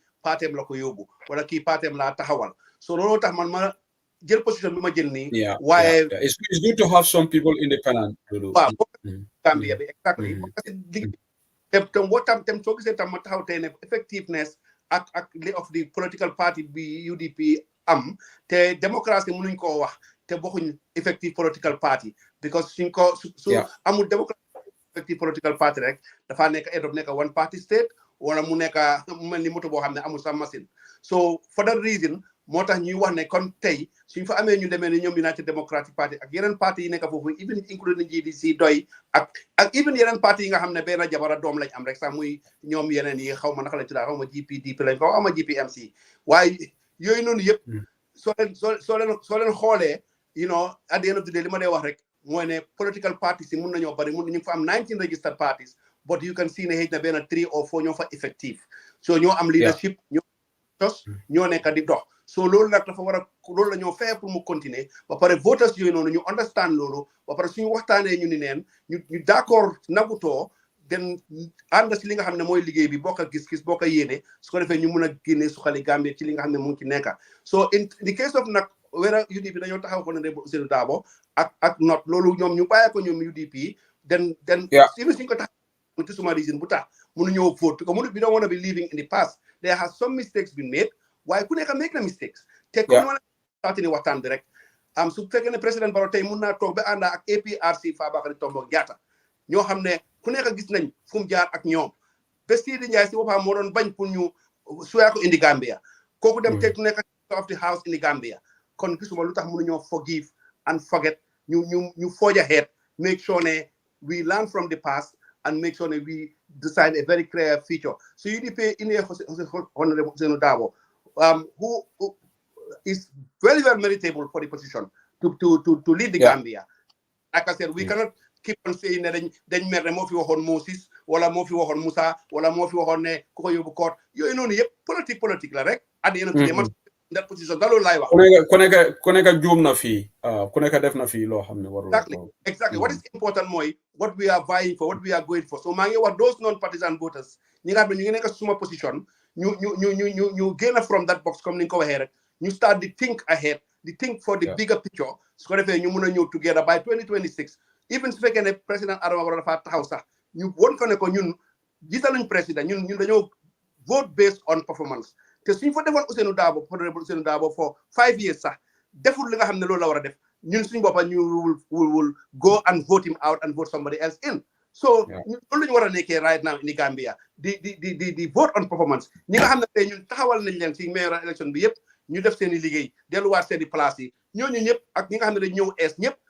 compétence biñ gis si ñoom ak démonstrate biñ démonstrate seen leadership ak mun seen liggéey biñ def ak njëriñ askan bi moo tax ñun tam ñu jàppale leen ndax ñu man ni ma ko dee waxee rek man Gambia kenn joxuma ma lekk kenn joxuma ma naan if anything man maa de jël suma alal Gambia so of course li ma wax dama ko based rek on honesty and sincerity so maa ngi leen a ñaan yëpp di ñaanal waa Gambia yëpp di ñaan yàlla defal ñu fa jàmm yàlla soppi suñu xel yi soppi suñu xol yi ñun ñëpp ñu àndoo liggéey together pour Gambia dem kanam wasalaamu aleykum wa rahmatullah waaleykum salaam rabbil alamin maa ngi leen a bàyyi ba next time inshallah waaw jërëjëf Dudu jërëjëf amula morom jàmbaar ga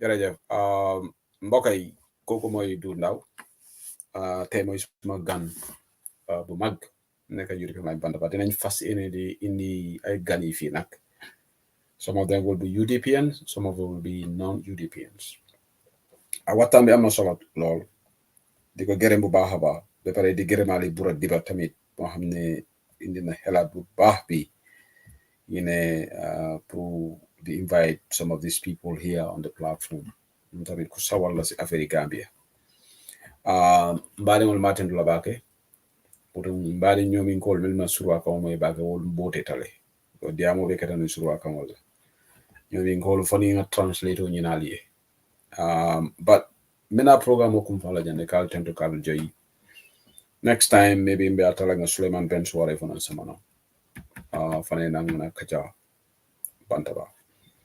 But there's a developing story. That's where I'm going to conclude. Maybe I will take 1 or 2 callers at most. I cannot hear because I've been here 3 hours. Mr. Mane is calling. Mr. Mane may call. There is this court in Germany that has sentenced a Gambian man, that is by law, to life imprisonment for a role in paramilitary unit that killed opponent of former President Jammeh, dictator Jammeh. By law is a 47-year-old man. He was the driver for the unit known as the Junglers and was convicted of crimes against humanity, murder, and attempted murder.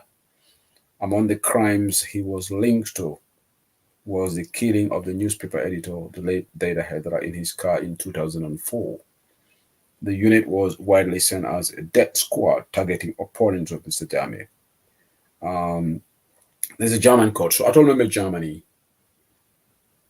Some people are saying, I spoke to somebody who is close to bylaw. He said in Germany, he become more sentenced to life in jail. So the maximum they sentence, the German law is 15 years. So I want somebody from Germany, or those people who are conversant with the laws of Germany, to confirm this. Because this individual is saying, yes, the BBC headline news is saying he's sentenced to life imprisonment, but there is nowhere in Germany, according to these people, that somebody is sentenced to life imprisonment. It is normally at maximum 15 years. Because Sanjitani Lulu. So Atila Foro Rako, by law, most likely by somebody Sanjitani Lulu, and was Sanjita Lulu Fanang. In Sanji Sabo Amela prison or Rabbit Contela Jelly. So model ya for attending by law la kula ranyokane. But in Tamari to follow. So, but attending well, I'm not conversant with the German laws. So as I remember Germany, Kali Morosulu, the program of GBL, it be Germany, near Germany, the Luar long, is a call, in plus, but Janimbi Kali Morosulu. Let me go to Mr. Mani, may call London. I love the Diablo. Alabarakabaka program was up. So Alabarakabaka, thank you so much. Mr. Mani, Bismillah. And then I love the Diablo. Median may control about any window. I love Yamo better net less expense. Okay. In Gambia Gambia Ku Binyami Malila Kamonga Mande invite them and the maybe be a neutral control or yeah, critical of the government. But NPP for oh, I need to but new Amari, not a fan of Amari, a club controversial figurity, or Amari a parade of you for NPP. So NPP go die become a Sakundara more commitment there. Nobody says that. Anytime NPP go have a diamulet wrong, Mansakunda I take one packet today in support of the party. Only America, Adamadimu. Inyan da bulala no kan ne yela duniya tinya la palaso yela lafiya kana tinya mari na palaso because they got much of a balo from mola court me along ga manget punyade obviously ikela duniya ni lafiya bela tinya mari dan biya political entity na manke konnon te hati anin hasidiya anin nafikiya wala mu gambia la amin nyanta lombalia yala manke pare anin ka kuni manke palas anin ka kuni manke kilomati katano fananin ka kuni manke kilomati karam fananin ka kuni manke kilomati Gambia would have lots of these kind of things in the country. But what do you, Mr. Mani, what do you say to this person who texted from this message? What do you make of that? Fema Jeng, a message on the from this person who is this person is very close to MPP. MPP more lonely. Is in government, but this is the Barrow has confided atela lobe sunna for UDP be momentala.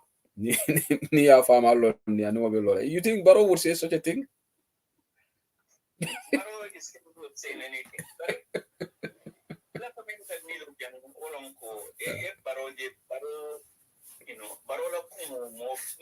Personally, I don't take it for anything. Yeah. I can tell you this today and then he will do the other thing tomorrow. Yeah. Yeah, I understand. Barrow can say more than that. Mm-hmm. He can say more than that. He can say exactly that. Mm-hmm. So Barrow is very unpredictable. But Hussein and Allah Mutako Hussein, when the killer Barrow found Barrow. Yeah. Hussein Molea Tombong, including attack from the world, economy only on the Biniba and Nokan, Purka, Mansakunda, Nini, Kamansakunda, Prumboniji, Casiniji. Nimbi Hadumoya Dunku be fola.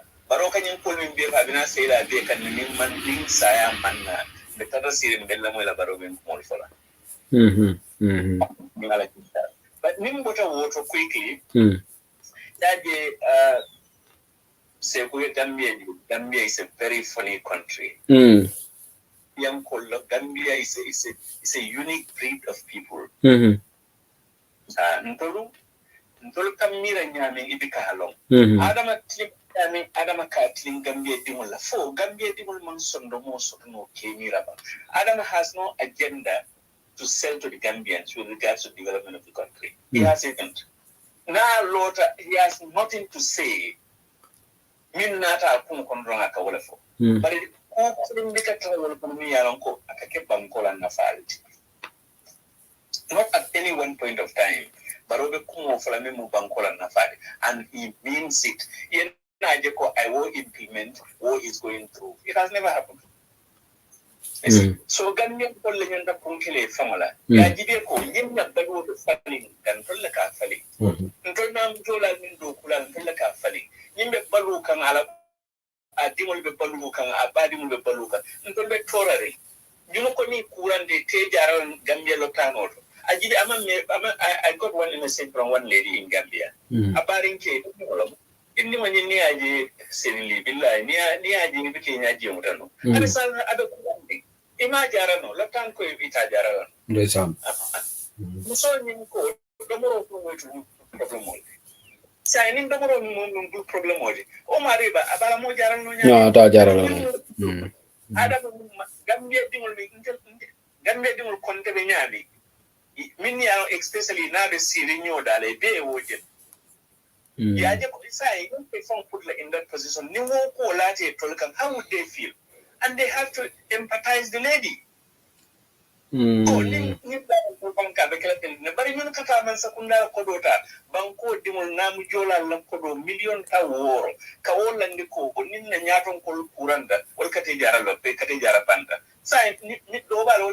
Ema alanya silango soto misamane ko la nyuma alanya silango soto because alanya silango ji soto ni anyin the nonsense me make in Gambia we mu alanya silang balal in cres bango because iboga mira fonko ile kitio because ite be banko be la fongo tala no ali yakafu ko nintol sasata ndol sita jara bari nyindol ni wol sasata wo ta loptano and the other people it came here like this. Oh, it believe within the poor people.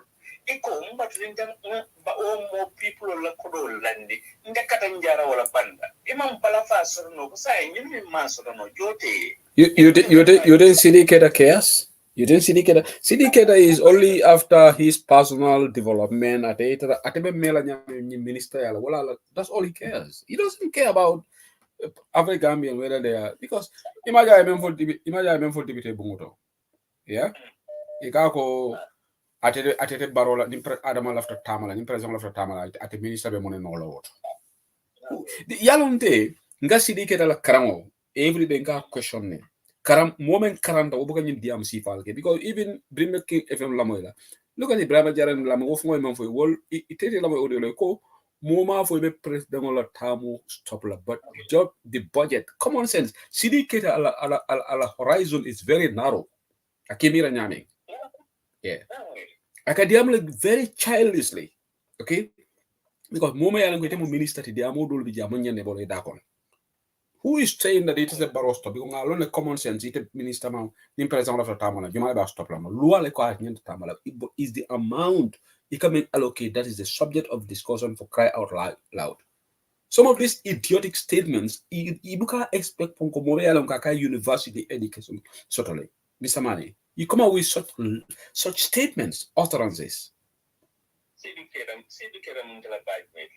Gosh, I don't know. It's just crazy. Yalon the problem is, Mr. Mani, Karanka exam or pass is quite different from Yalon Dosho. People don't understand one thing. You got all like current to pass because yaji hanamadi ni intelligenta. Ko dol bi ji hanimu mo foy. Imagine of because ikara deputy bo daga for president of Tamala and the stop lama. But Jumala ko president stop. There we go. There we go. Yeah. I was going to say that Eman killing for Eman killing. London sombo molde ala medum sombo mo yandi London ka foundation woni dada karam ina lo aka no London karam cannot make anything. Education makes a wise man wiser, but it makes a fool for him. Exactly. It is. So nimu batawro quickly yaji min ka nyin age kumo fo na fikia kumo don ne ka traji. Kafo ko Hussein misal fe akebata ano ne Hussein na track record sol TV ita jela ko abulata kulia kule kon adiano leadership taman sero mu wolleti ita bula mu wala ko do ta TV ina track record kono atrata mun kulle kun so abe ma ko kulle kun na ba ka do kulia kule kun ita ko go through those things ka jibe bari birin jawra la jamono no la do ko to Fabala lawyer practice ola. Ajude do ala mol jibe ba do kunyol jibe ni binde feel killing. Iko ita mol min fata. So obviously wonyen that foro kono fala le. But if moji momi na lonka atek amal plus bankola kairola. Min ka na de jida jul nyante fam nyenen ka ko e julo lo bubba. Iman julo ikasla julo min na fa ide kan So, the thing is, let's come and talk in the interest of the nation. But in our NPP, call Wolman Nalawola, Barote, several friends, Nicola and Bango, and Foka Bango Moldora, all the time. Okay, Abarakabaki, Mr. Mani, thank you so much. Thank you so much, Mr. Mani. Bari will Abarakabaki. Ajara, if you have Monoge, Jere, they are nation wreckers. They are these people are wrecking our country. Free flow of corruption in the country. Okay, Nakoroke, Abu, thank you so much. Namera Melbe, Germany.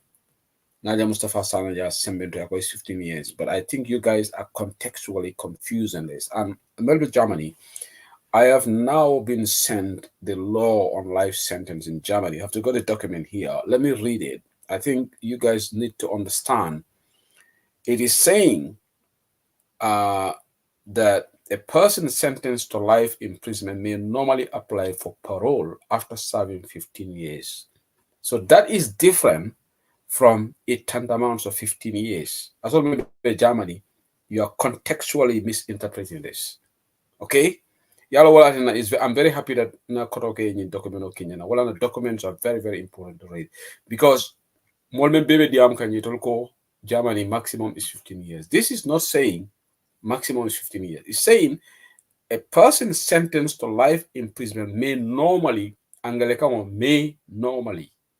a after yes Sanjitanulo serve, you may apply for parole. Okay?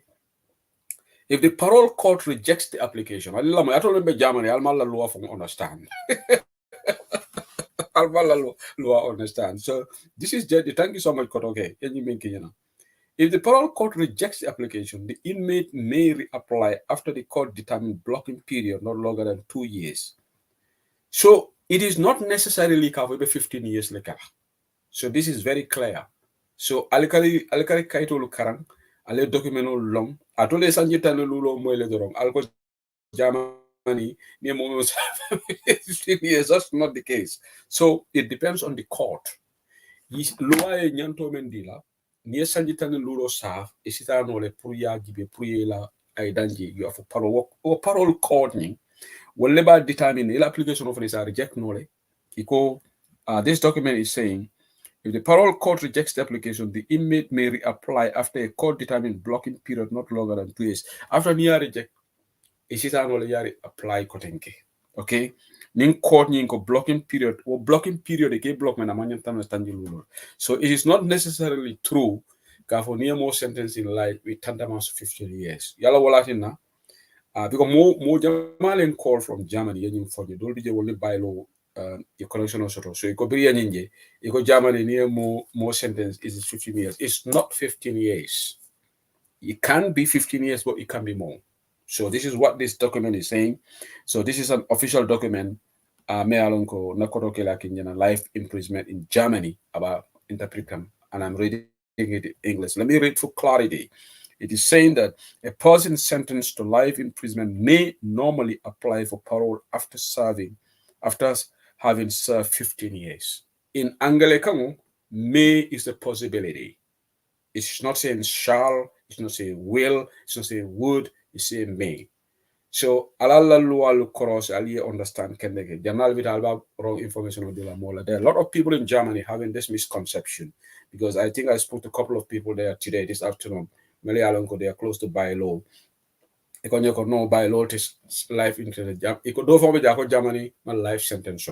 Ako Germany my life sentence. Nkai go but BBC le report. Ako no.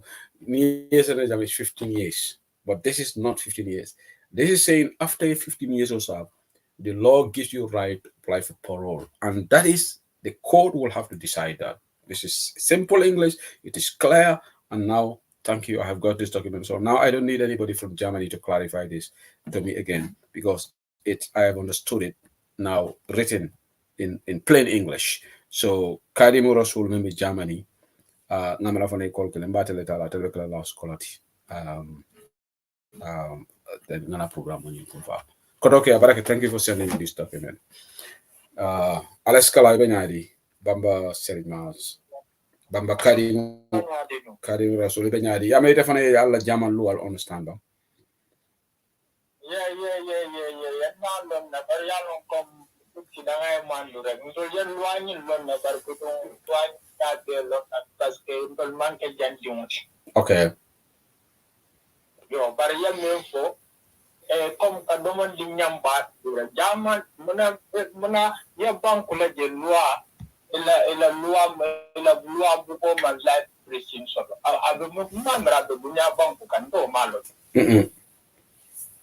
yo so stand jaman ye ka mo soron life in jail abe jail come a depend case la bu Exactly. yo depend case la bu so it mostly a case jolbeji ila sorondir ba mostly as a case sanji tanni luti bara depend the case labu so it say yala mo ko na be sanji tankaba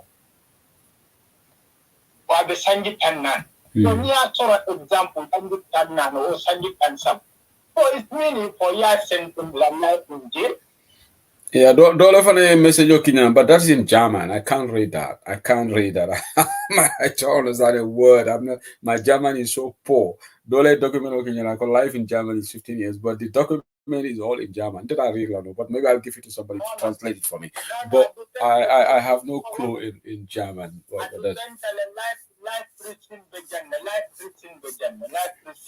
Yeah, ako this debate is going on. Ako German, but definitely a document on read. Narcotics document on Kenya where follow very clearly.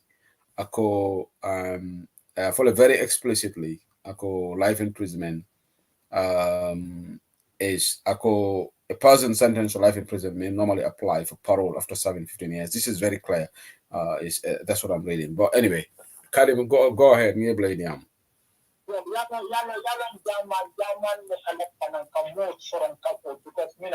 Jamano mo timi alon ko ila ko do la banque so ila economy ila bank ko le economy ko kala kay boy okay but life in jail began life sentence abetan comme mo kamo la sona la banque barato jan okay ila mina form life sentence da ko la ko da ma to ba bo karam banque dan ko ba ko but min form ni ci o bon de sandi tan saba yes so la sandi tan saba.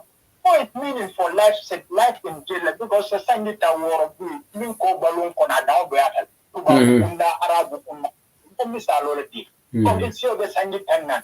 Yes, or Sangitan. So Sangitan say it's meaning your life dead. So understanding Bowling. Okay. So government come critical yard,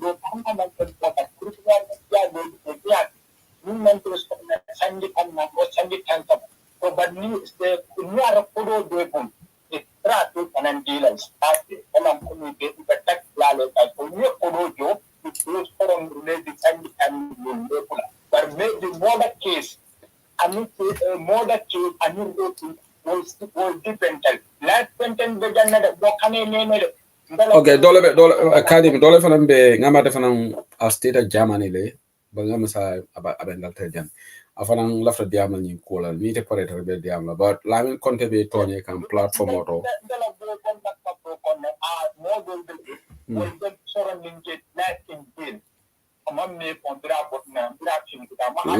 lamin konte ko nga foy ko itelebe kala candidate for 2026 presidential election kadim lamin konte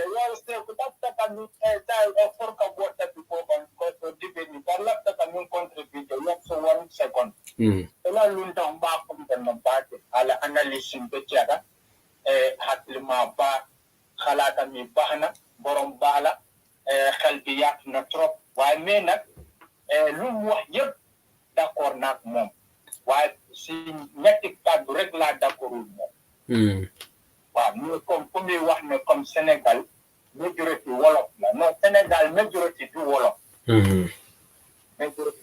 majority la to couleur ak séeréer parce que couleur ak séeréer ak pol man nga ko wax ne benn catégorie waaye mais pol sax mooy majorité comme comme Sénégal dafa nekk réew boo xam ne dañ dee ñoom ñëpp dañ maasoo di wax benn làkk boo xam ne mooy wolof waaye majorité pol la ok léegi soo ñëwee Gambia bu fekkee dañuy wax suñ aqulay taala ak suñ tribal Gambia ñun soose yi ñun ñooy majorité soose yi ñooy majorité bi second major population mooy pël yi waaw taat bi xaw ma mooy wolof yi soo léegi comme suñuy dem pour ñun nit yi mën a nekk benn ñu nekk benn ñun parce que lu wax ci waxam mbooloo mooy doole waaye mais nag il faut ñuy wax suñ aqulay taala comme Alxuraan lu mu ñu wax ne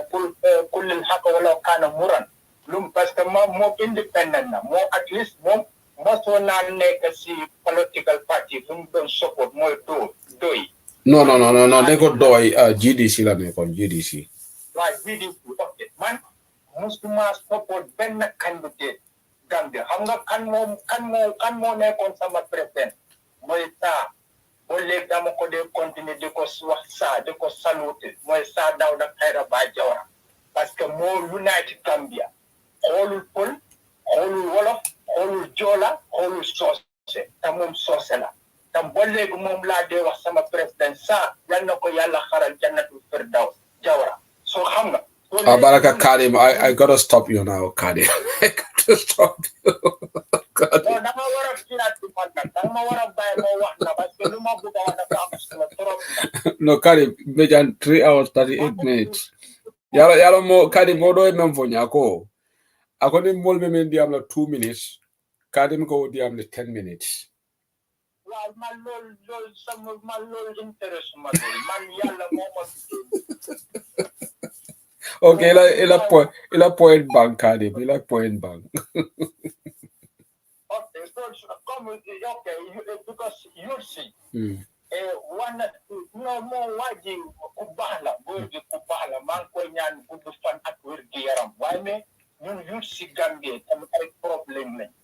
Parce que lu am si réew bi nii bu fekkee benn réew la Barrow lu muy doxalee nii doxalam bi mu nekk di ko def Gambia you si ñoo war a mànkoo comme ni ma ko dee wax toujours mooy pël bi soose bi wolof bi joolaa bi dañ war a jug taxaw jaakaaroo lu luy dëgg parce que Barrow soo gisee youth si di dem boo am yaakaaru ci seen réew fu jubloo so te ñu ngi ñun ñëpp soose bi pël bi joolaa bi wolof bi manjaako bi ñun ñëpp ñu ngi dégg ne ay milliards mooy yaaxa si réew bi. Okay, Kadim, sir, I have to stop you. Well, thank you so much. For another time, I have to go to another caller. Thank you so much, Kadim. Thank you. I got to stop him there because Nyanta model for them caller. To be honest, I've been here for almost 5. Kadim is one of our favorite callers here, but he's been speaking for eight minutes. I just got to interject there, Okay, so there's somebody who wants to talk about this 15 years within the context of Germany, because all this because of bylaw has been sentenced to life imprisonment in Germany. So so thank you so much. Osenu, Bismillah. Any matter? Life imprisonment. Okay. German living sentence. Life sentence. But you serve 15 years and the rest you can deal up parole. Yeah, but the document I read is saying you may serve 15 years. You go to parole court after serving 15 years, and that is subject to the court approving. So it's saying may, it's not saying shall, it's saying may. Like may 15 years or serve already, and then you go to parole court. That's what the document is saying, Hussein. Majority of the cases after serving 15 years, they release later on parole. How you know what I want to be what I want to make clear? It's possible that in Germany, it's not possible for someone to be in life in jail in Germany. Okay. Love I'm reading the document. What it's saying is, yeah, maybe majority of the cases after, but you got a parole court, like case review, you only accept, then you go out, right? It's not automatic that because Dolba Foganyam is automatic. I send you another document from Caritas, which is saying that this is living language. After 15 years. Yeah. Now function year. Then the rest, you can't on parole. Yeah, but Nama, yeah, you document of an they're both saying the same thing. What I'm saying is, listen, let me read this. Let me read this in plain English. It's not what I don't want, because Doli Memfonye is automatic that is 15 years. It's not automatic that it's 15 years, because maybe in general, I 15 years, but it's not automatic that it's, yeah, Lafita Jele Funkala, because a person sentenced to life imprisonment may normally, you see, these people are lawyers, legally, they are talking in very contextually. I call may normally men siata.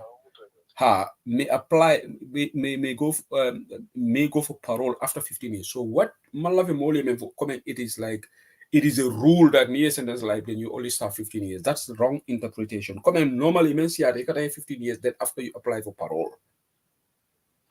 If it's a parole within the 15 years for if it's a court, good behavior, consider. You understand? Unless if you are a psychopath, then if there's somebody you internal. So Usain, what are you saying? What you're saying that this document is wrong? Is that what you're saying? No. Need a document the same. There are a lot of interpretations. Okay, it means of where Safina, because Ninko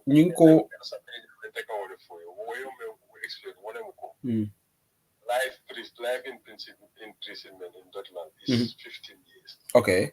And the rest of the sentence is served on the parole. observero wala parole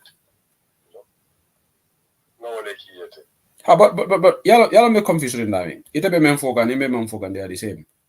Why is it different? Because you take only 50 years or serve, then you go for parole, right? You document after serving 50 years, then you may go for parole, and that parole court will in fact it went further to say that near reject, there is a blockage that you cannot reapply within 2 years. So Italian let me just say, I call life imprisonment is a colloquial term for life imprisonment. This means deprivation of liberty for an indefinite period, but it's at least, so it's the same, at least for 15 years. In English, at least means 15 years or more. What at least in 15 years means it's going to be it cannot be lower than 15 years. That's what he's saying. At least 15 years. The remainder of the sentence can be suspended. So that means if 15 years was half, then after you have parole court, will you say, you understand me? Okay, so on the control, you understand? You become a free man. Okay. No, you are not a free man. You are still like you prisoner, but you are outside at your home.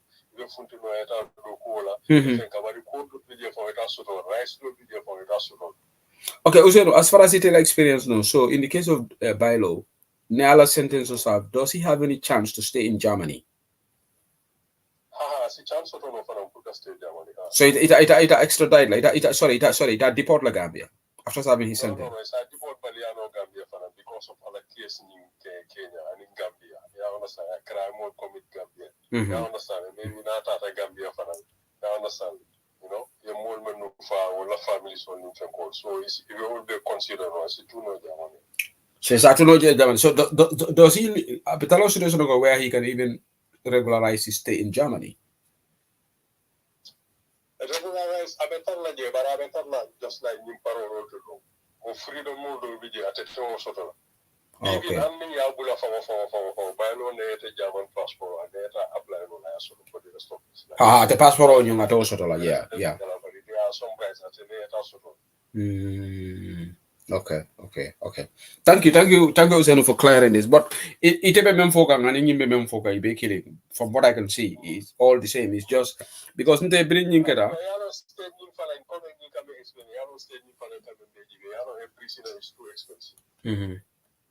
understand? You know? So Germany for a prison so long can get somehow private from country. You know, I can taxpayer cost Kodi Jamala. You understand? So near to there for a long time it will cost the state a lot of money. So after a year for a year Tarabanta, your product if you found a something the money, you understand whatever you say it is Tarawato, they are spending all those things. Okay, Abaraka, thank you for clarifying this. Thank you, Useno. Abaraka. Okay, Useno, na brother, Useno Mas, Jenaba Mas la brother in the UK, over the country. From from Germany could understand that. So ngamara sa mbeno blast no so be program ko fala je Fatu Wale akongala brother blay diam Fatu Wale na kadi mo lone ni kadi mbula jam. No, but Kadimu is one of the regular colors of Bandaba. So, in fact, time women the Kadimula, I can see about the Fatu Wale. But I'll break about a program of college and the sign. So, put a life for what you do. I'll break. Thank you for being here.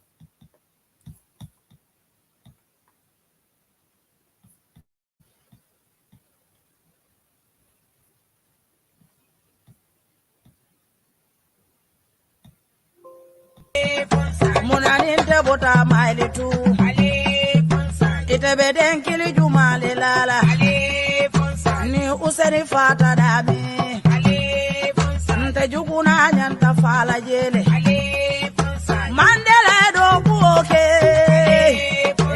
Gambia bebe jelela Gambia bebe se ore Lumena Mandela minada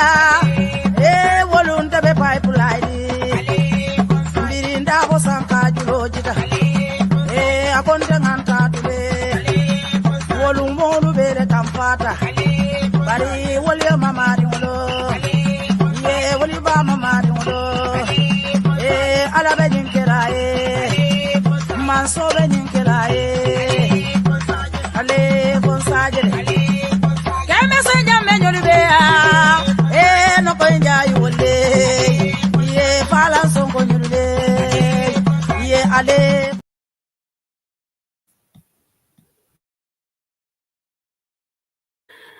Okay, mbe programme ko vala jana marimani ko itol nyomi gole sura ko bu jaran ko marimani mbita mbe kon don baraka baki. Thank you so much.